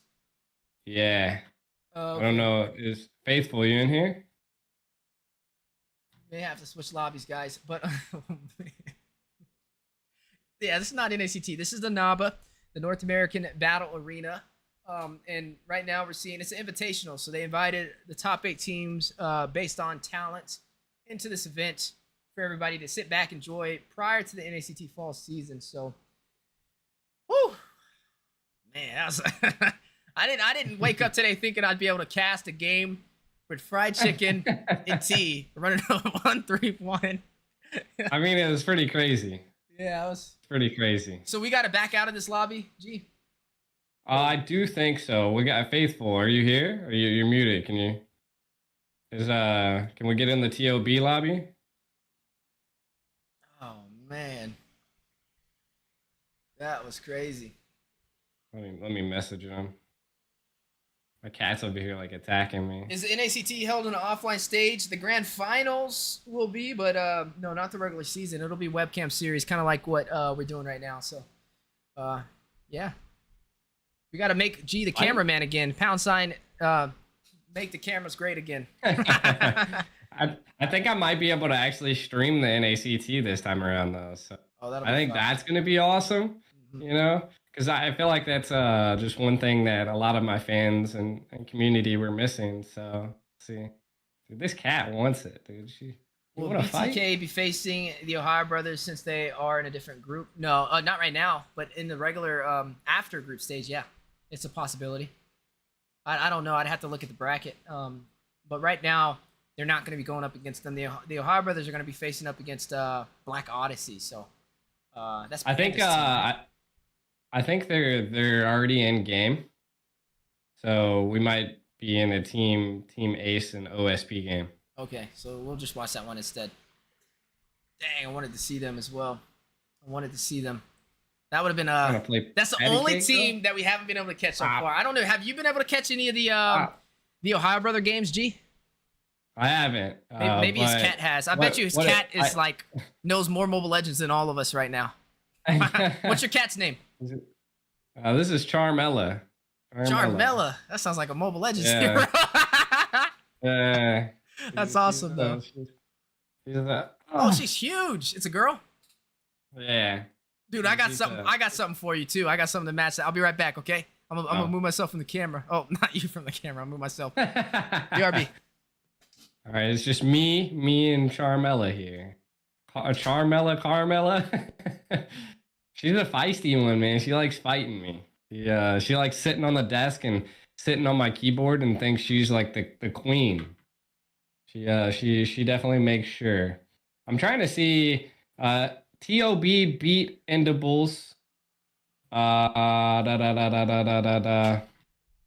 Oh shoot, no way. Hold on, don't spoil it. They can't see it yet. Did you see it? Oh, you did. No, I can't see it. Oh. No. Oh, you're reading something. I was looking at this other thing, yeah. Oh, jeez. Yeah, man. Those are the little doggies, right, that you had? Yeah, my dog. Were you able to sell them all? I've got a lot of offers. I mean, they're still not old enough for me to be able to oh yeah. Hello, guy's just chilling. He don't know what's going on. He's like, hey. Not even fighting it. He's just like, okay, I'm being held. He's gonna Thing's start growling. adorable. Yeah, he's a miniature poodle. He's pure golden. Yeah, he's guys, he's young. He's like 6 weeks so far. He's my biggest though. He's small too, right? He's the biggest boy. Biggest boy. Yeah, I had 2 boys and 6 girls. Crazy, right? Dang. Yeah. Dang. Yeah, I could bring them There's all in not here. enough boys. We got time if y'all want to. Somebody said looks like fried chicken. What in the world? Oh man. You calling fried chicken adorable? Oh 'Cause man. these dogs are adorable. You know. This one's Looks a boy. like This one's a fried boy. chicken. This one's a boy. Oh my man, God. that's funny. Yeah, we got all. I have like 8 puppies sitting in my house right now, and then I have the parents as well, so that's 10 dogs. And I bet you G still has more animals in his house. Oh man, that's funny. I do have to. I can see. Let me send you this link because this might be something maybe you want to throw up on the screen while we're kind of just waiting. Okay, let me go put him back up, and then I'll throw that up. All right. I'll be right back. My cat's like laying on my keyboard. You're clicking stuff.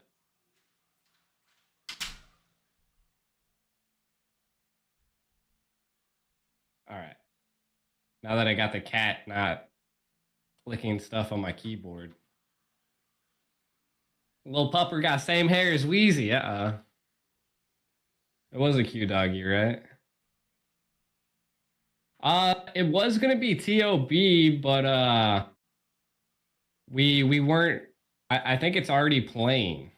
That's what we're gonna do. I'm gonna show the standings here. I sent the link to Wheezy. Wheezy's kind of like controlling everything right now. He's the production man right now. So I can't like throw anything up or anything like that. It's all on Wheezy. He's kind of streaming to all my channels for me at this point. It was the easiest way to get us both on camera and be able to watch the same game and give you guys quality content, you know. M5, you wish. You see it? The M3, like I don't know which way I'm going. It's like the opposite right there. Bam.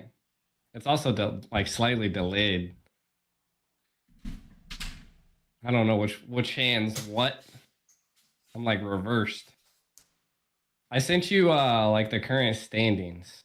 Oh, okay. If you're here. Yeah, if you want to plop that up on the screen, we can kind of look at what happened because there's something pretty interesting. Yep, let's go ahead and get that going. I'll pop it up here for us. Let me put us back over here. G's arms are too big, so I gotta adjust to his My camera's wide now. Yeah, I gotta adjust to his strong physique. All right, so you said you sent me something on Discord to post up? Yeah. All right, let's take a look. Yep. It's the current standings for Group A and Group okay, B. okay. So web page. Okay. Yep. I'll throw that over here. Let me throw this on the screen. Guys, you wanna know a funny story? You know me and G used to be neighbors, bro? Isn't that crazy? Oh wait, hold on. Small world, man. Small world. Yeah, small world indeed.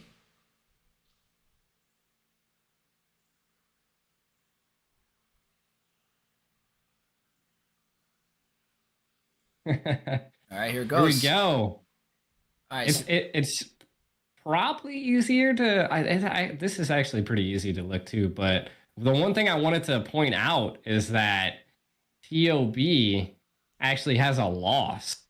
So I'm not quite sure who's in their main roster, but they lost to the Empire. Let me make this smaller. So the Empire's won all 3. So the Empire's looking pretty good right now.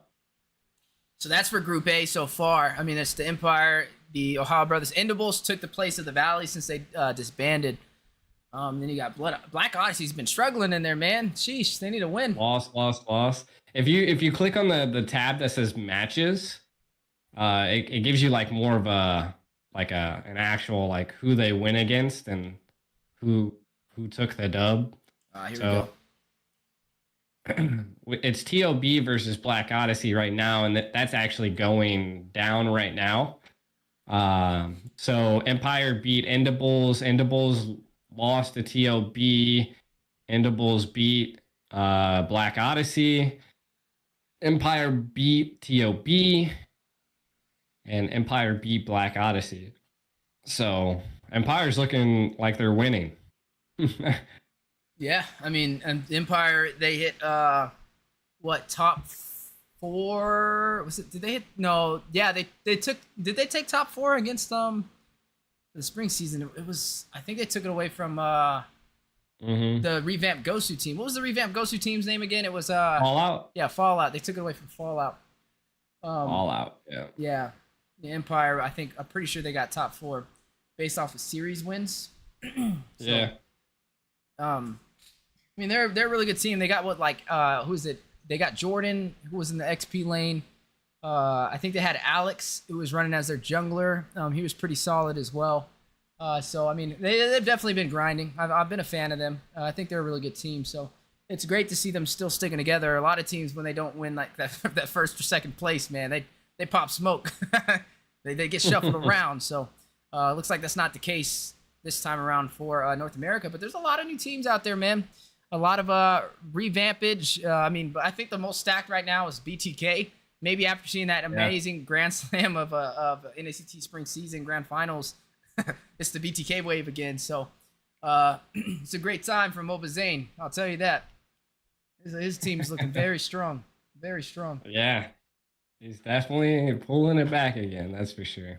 I wonder has anybody heard any news on like Fallout or anything? Like, are they still a team? I don't think they're still a team.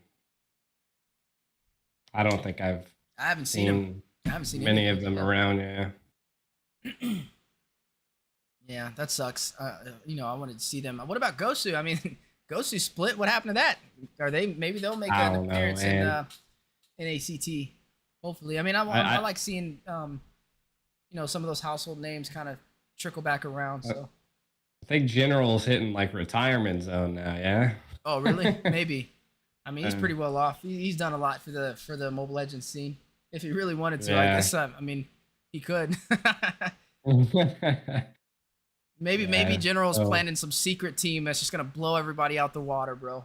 Just wait on it. General's gonna take over.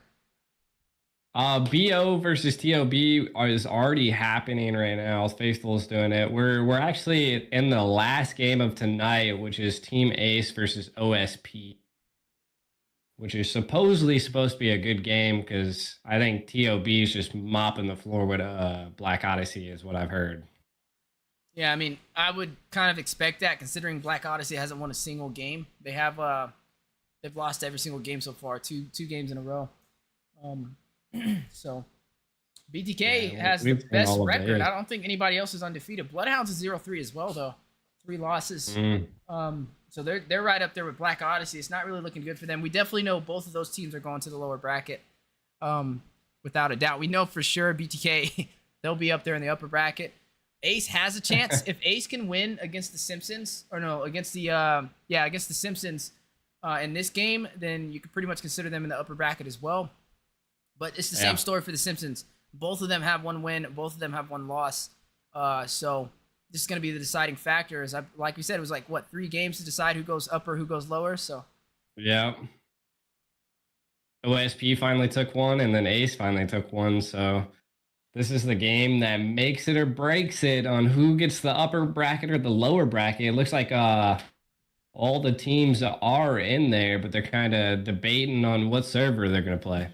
I'm just glad I don't have to figure all this out. Usually I'm like the one trying to do the coin flip and everything. All in the back. So, yeah. And now G gets to relax because usually he's the one moving the camera. I know. Like, I'm just here chilling and casting, Yeah. I'm actually normally in the NASL. I was doing all of the production and stuff. So you're kind of me now.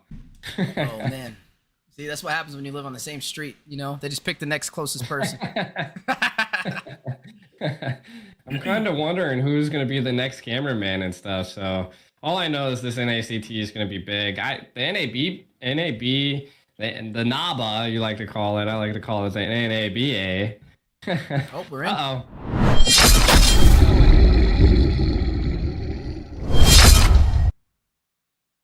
All right.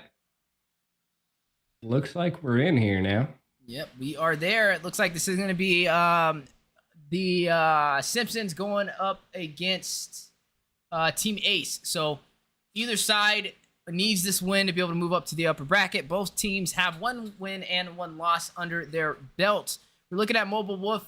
He just recently went up against with his team. The last time they fought was BTK, and BTK shut him down. For the side of the Simpsons, the last time we seen them play, they were taking they took a victory over the Bloodhounds. So they're fresh off a win. Team Ace is fresh off a loss. Who will be able to claim the series and move up to the upper bracket? I mean, that's a good question here, right? You know, but let's see what the team has. I want to see what they attempt to first pick here. You know, one thing we really haven't seen, Weezy, is a Hellcurt. I kind of hope last game of the day that someone picks a Hellcurt. You know, like you've been seeing it, like you said, overseas played a lot, but it's not being picked and played in North America. A lot of people are just going with the comfort picks, and I kind of want to see them step out of their zone. Though I know NA does try to set their own standards like we always do. But I'm kind of interested. Looks like Team Ace really doesn't want any suppressions on the field, so they get rid of both Kaja and Franco, kind of targeting the tank for the side of OSP.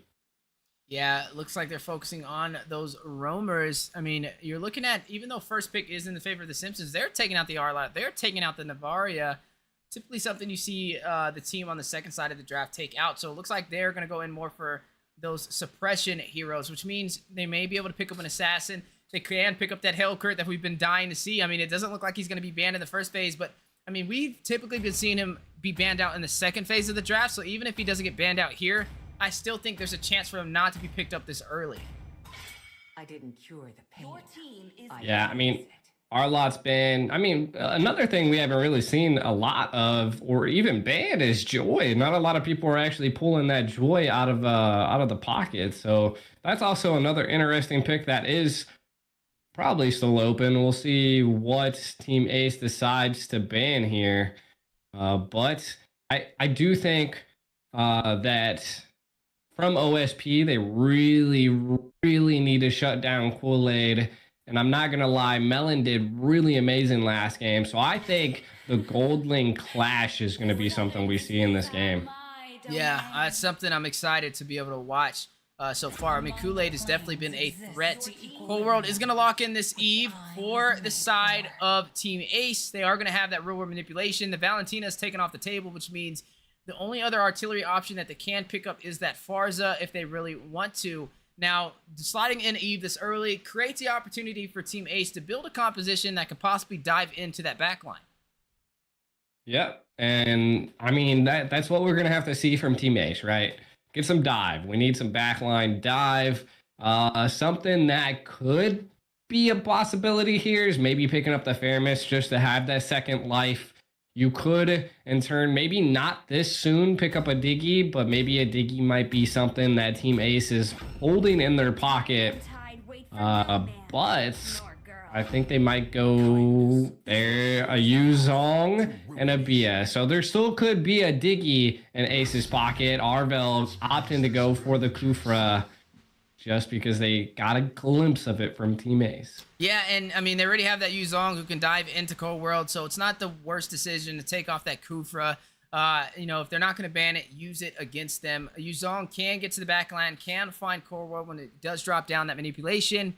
They have the Beatrix who can snipe him as well and also play from afar and also up close. The Beatrix is a strong pickup this early in the draft. I think Yuzong and the Beatrix combination is definitely a safe style of drafting when you're not really sure which way you want to go with your team yet. So we got to see what's going to be finalized for the first phase on the side of Team Ace. They can pick up a jungle right now if they want to, and they are going to do that.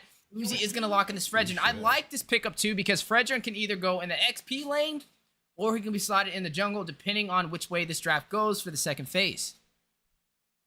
Yeah, that is true. I mean, I want to see what they played. I mean, the taunts by Fredrin are annoying. They're strong. Maybe it is something that can possibly keep the Yuzong at bay. Well, we'll find out, right?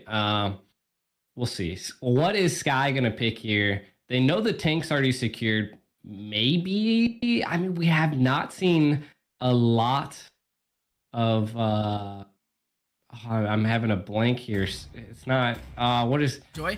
okay, no, tank wise. Lolita? Crap.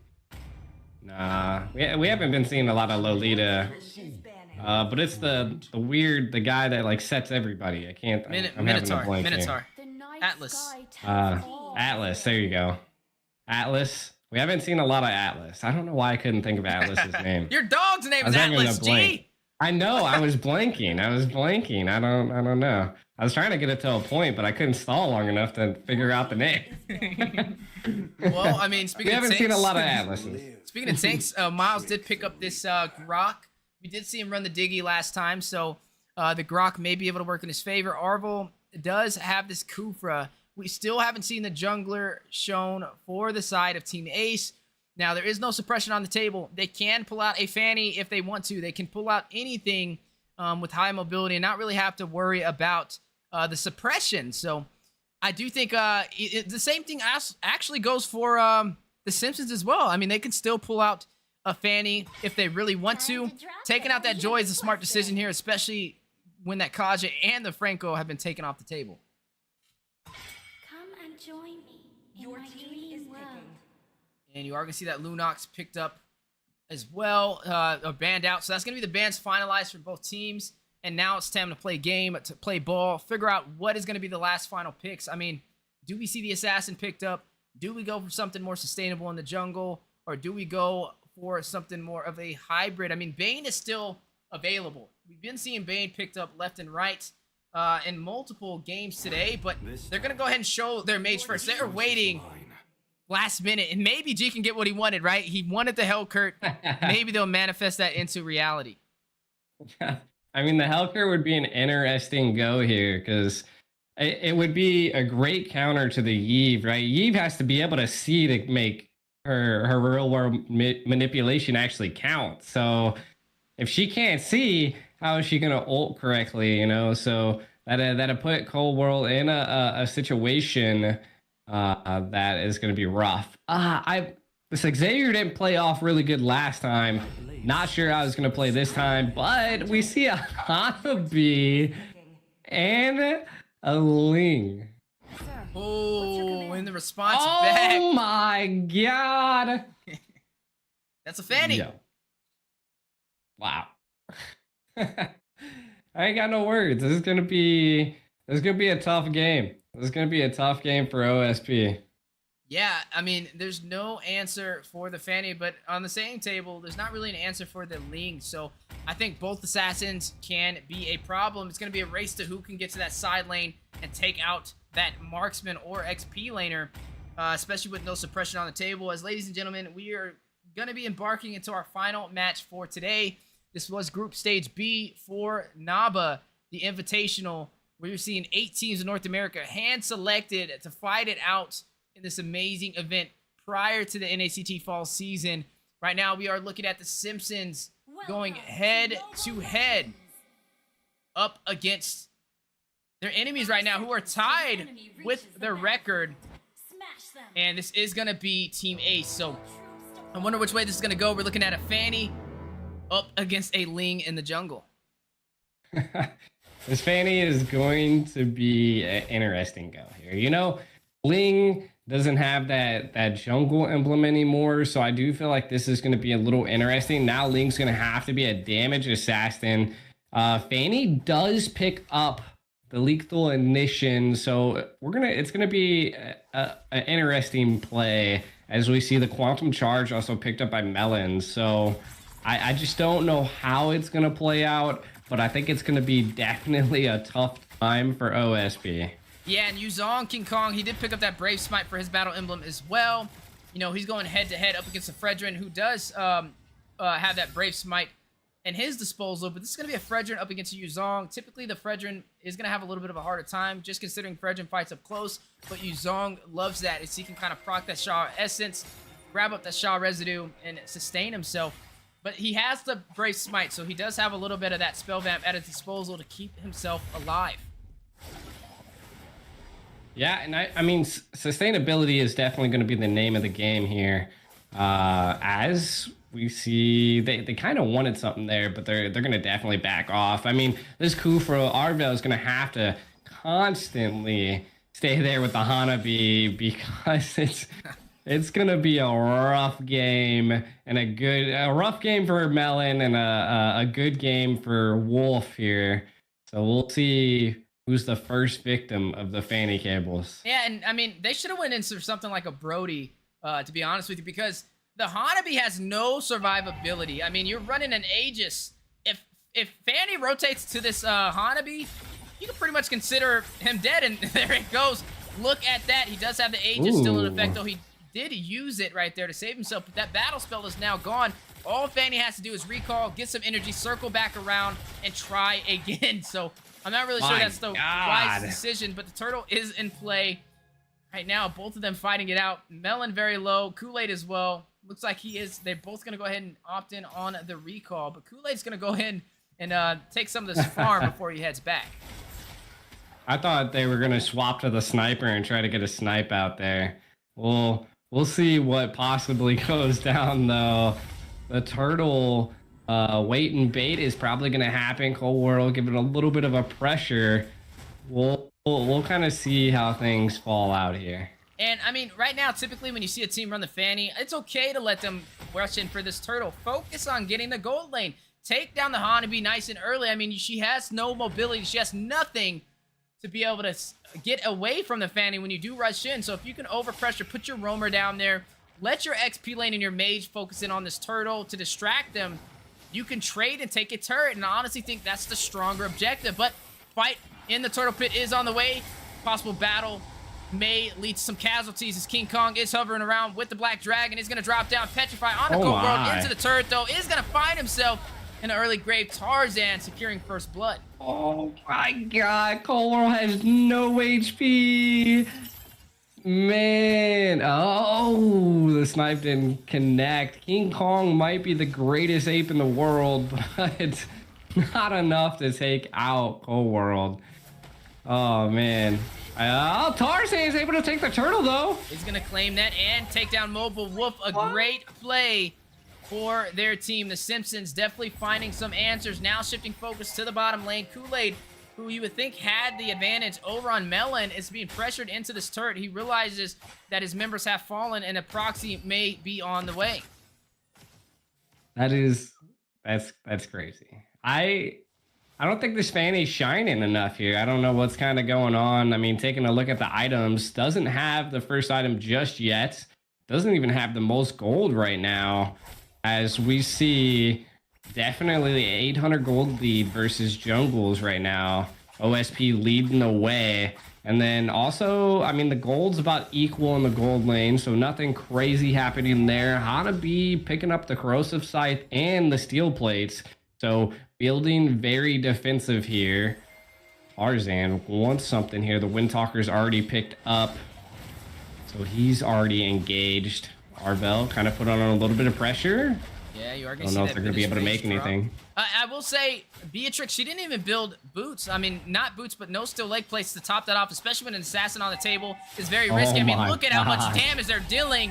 Kind of regretting not having those steel leg plates now, as you are going to see Tarzan get a double. Is going to find Miles and Kool-Aid side by side. Melon is going to claim the turret. Hanabi coming alive. Look at that shield provided by that Aegis. Tarzan swinging around on some vines is going to find Mobile Wolf and shut him down. The jungler for Team Ace, 5-0 lead so far.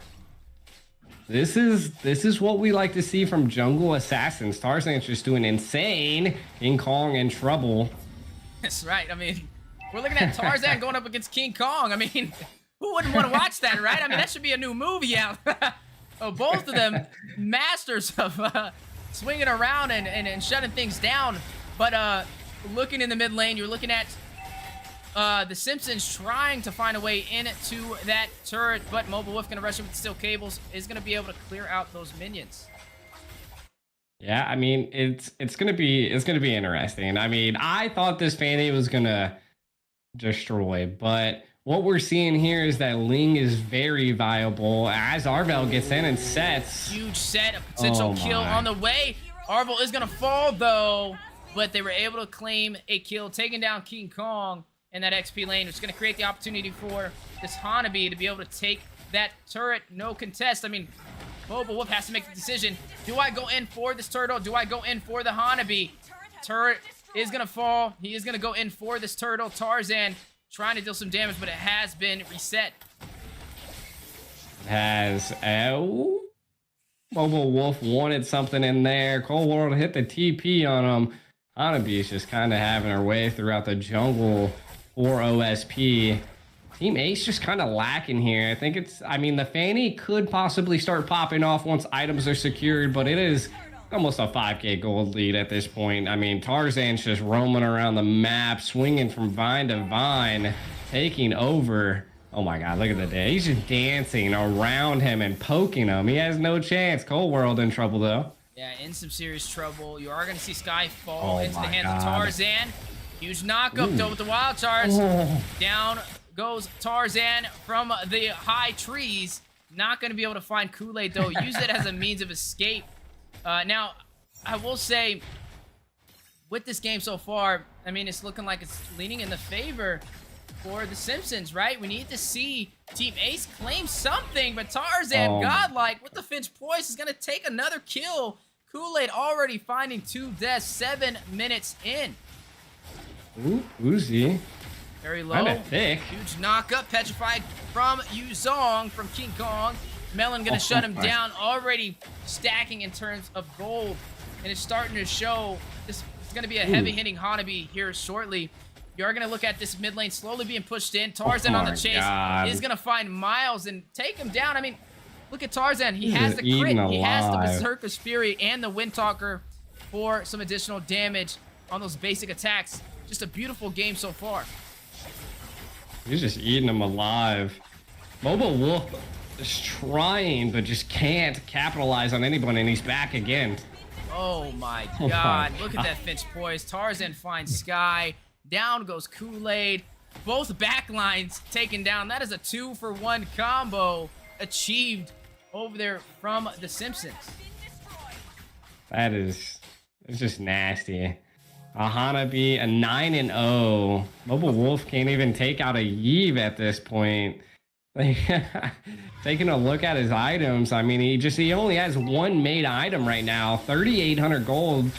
Almost the lowest on his team.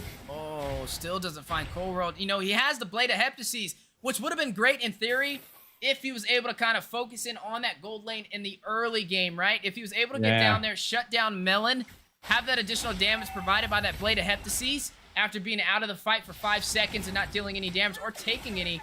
But it doesn't really work when you're in and out, recalling back and trying to get back in the fight as fast as possible. You're not even proccing that Blade of Heptases passive. So, you know, something like the Hunter Strike would have definitely been more of a viable option with this play style so far. But looking at the Simpsons, yet again, taking another objective with no problem against Team Ace right now. 12-1 on the scoreboard. It is interesting. I mean, putting on damage, but... Huge play on the way. RWM drops down. Cold World finds King Kong. Kool-Aid finds Orville, though. Tarzan is going to shut down Kool-Aid. Simpson Blade dropping down. Melon finding Miles. Full wipeout in favor for the Simpsons. Are going to shut down Team Ace. Make their way into the base. Proxy these minions. Take the inhibitor. 8 seconds until Wolf spawns back in time. He just needs to clear these minions on the top side, and he may be able to hold them off. You are seeing a Lord slowly make his way up the map on the bottom lane. Yeah, and I mean... the Fanny is enough to defend it. And I mean, they made it out a lot with that, right? They propped the passive on both of the left and the mid turret, took the mid turret. So I think they're going to end up taking the left turret. We'll see here. Hanabi's pushing it with the Lord. Is going to probably, I mean, unless Team Ace can do something different, this seems like this push might be their final demise. Yeah, I mean, it looks like they're ready to try and close this out. You're wondering who would be able to claim victorious on this match, right? Both teams have 1 win and 1 loss so far in Group Stage B. Whoever claims this victory will be able to move up to the upper bracket alongside BTK. You are seeing Mobile Wolf rotating around with the cables, trying to clear the minions. Down goes the Lord. Some good defense so far, but can they force the Simpsons out of their base? Mobile Wolf very low. is going to regen just in time. Is going to rotate back around. RWM does drop down from Coral, trying to control the base. Crystal Kool-Aid is going to fight Tarzan. One member falling for the Simpsons. Do they pull their punches? They only have minions in the mid lane. King Kong with the Black Dragon hovering around. Mobile Wolf taking some damage. Is going to possibly fall.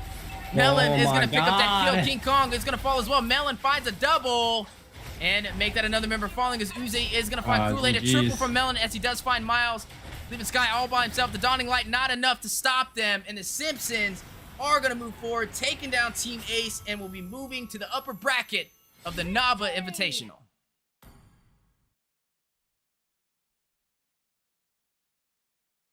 Trying to see if there's a three-way tie. Look at all of those.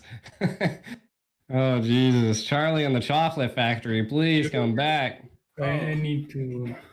Oh, man. Yeah, this is definitely a one-sided story on that game. Is there a three-way tie, Faithful? Yes, bro.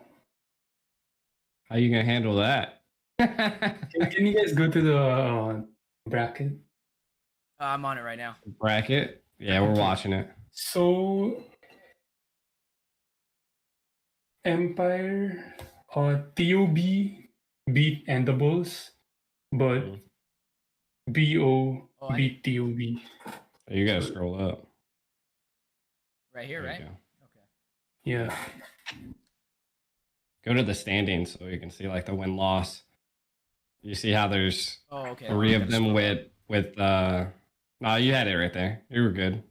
There's a three-way tie on the top bracket. So you see TOB has 2 losses, 1 win. Endables has 2 losses, 1 win, and the BO has 2 losses, 1 win. They beat TOB. Yeah, that's actually pretty crazy. The Empire undefeated in Group A, man. I'm wondering what was going on over there, G. I mean, we might have been in the wrong group. I don't know. Empire and BTK, maybe. Maybe they switched their rosters. I wonder if they have any new players on. Who's on TOB, Faithful? Promise Warrior, Tamaya, and Mello. And then who? Mello?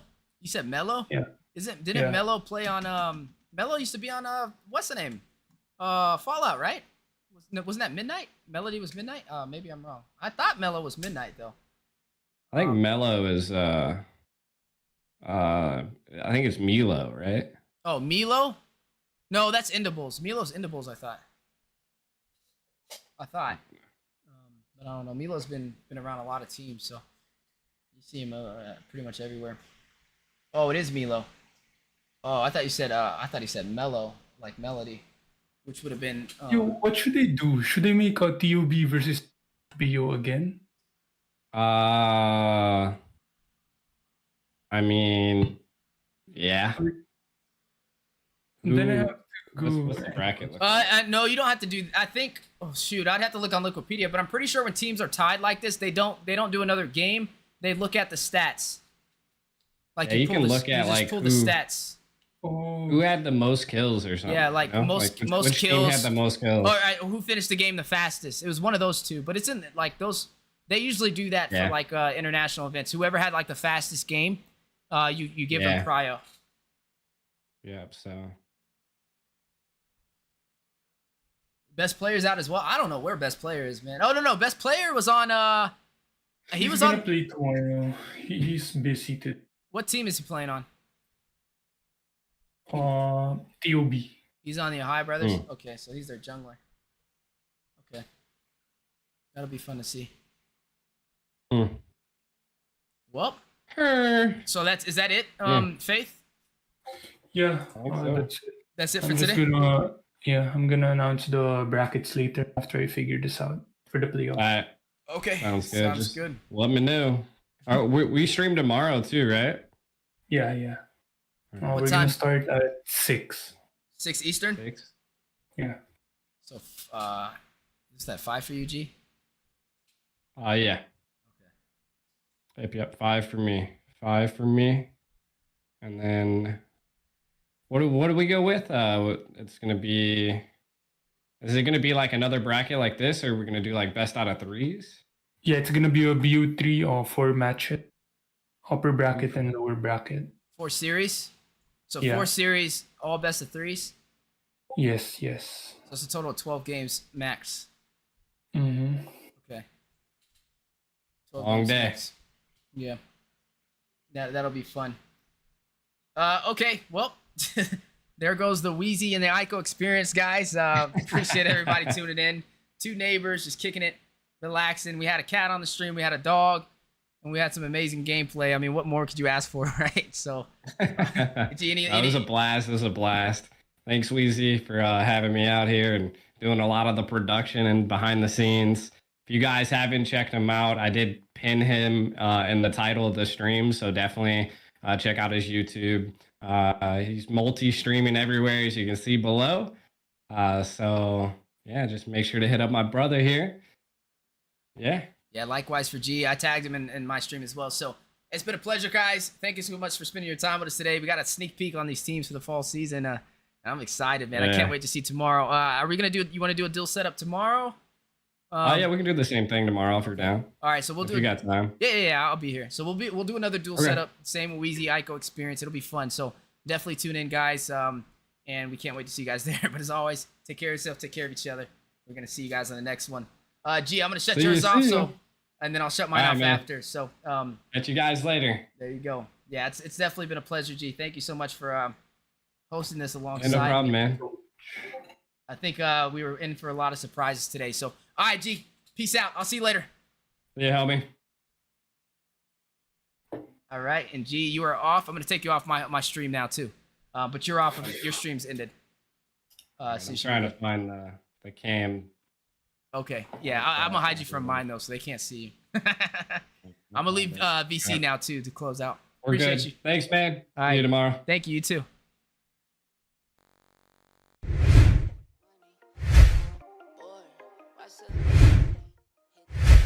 All right, guys, and that is going to conclude today's video, man. It was fun, honestly, being able to see all these teams fighting it out.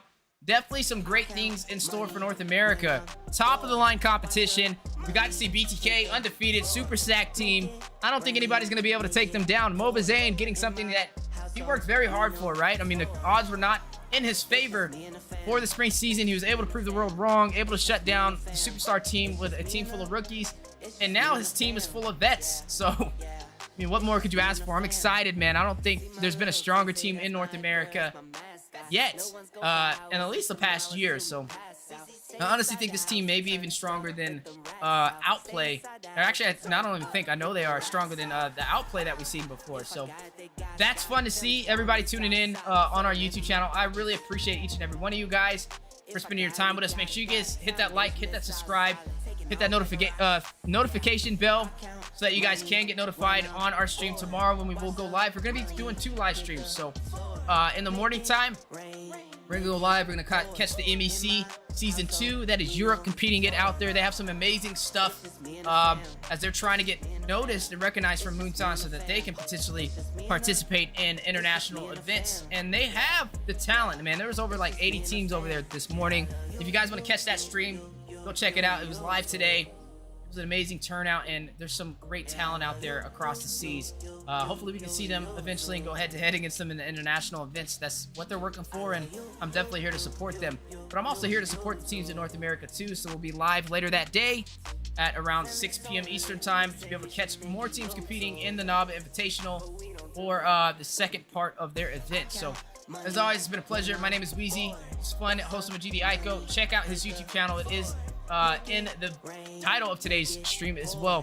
Thank you for being here. Take care of yourself. Take care of each other. And I'll see all of you guys tomorrow on the next live streams. Peace and love, baby. See ya.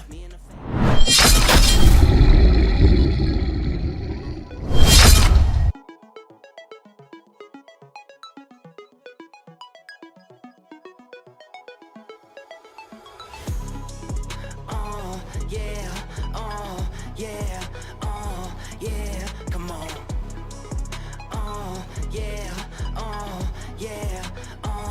Yeah, come on. They try but they can't get rid of me. I keep on coming with energy. I keep on bringing that energy. Energy, energy, energy. I feel on top of the top. I think outside of the box. I won't fall into that box. Energy, energy, energy. Live up to my name. Go wrong, take the blame. Never wanted other fame. I stay away from that lane. I can still wake up and ball out. All in my court, I go ball out. Look at my baby go all out. Energy, energy, energy. Yeah, yeah, yeah, come on. Yeah, yeah, yeah, come on. I could write this in my sleep. Say you don't sleep, but I sleep. That's why you're sleeping on me. Why? Energy, energy, energy. Don't say a word or a peep. Me, I'm just me, I'm me. I keep it true, I don't sneak. Energy, energy, energy. I hit being on the road. Hard as a home when I'm home. Watching my babies get old.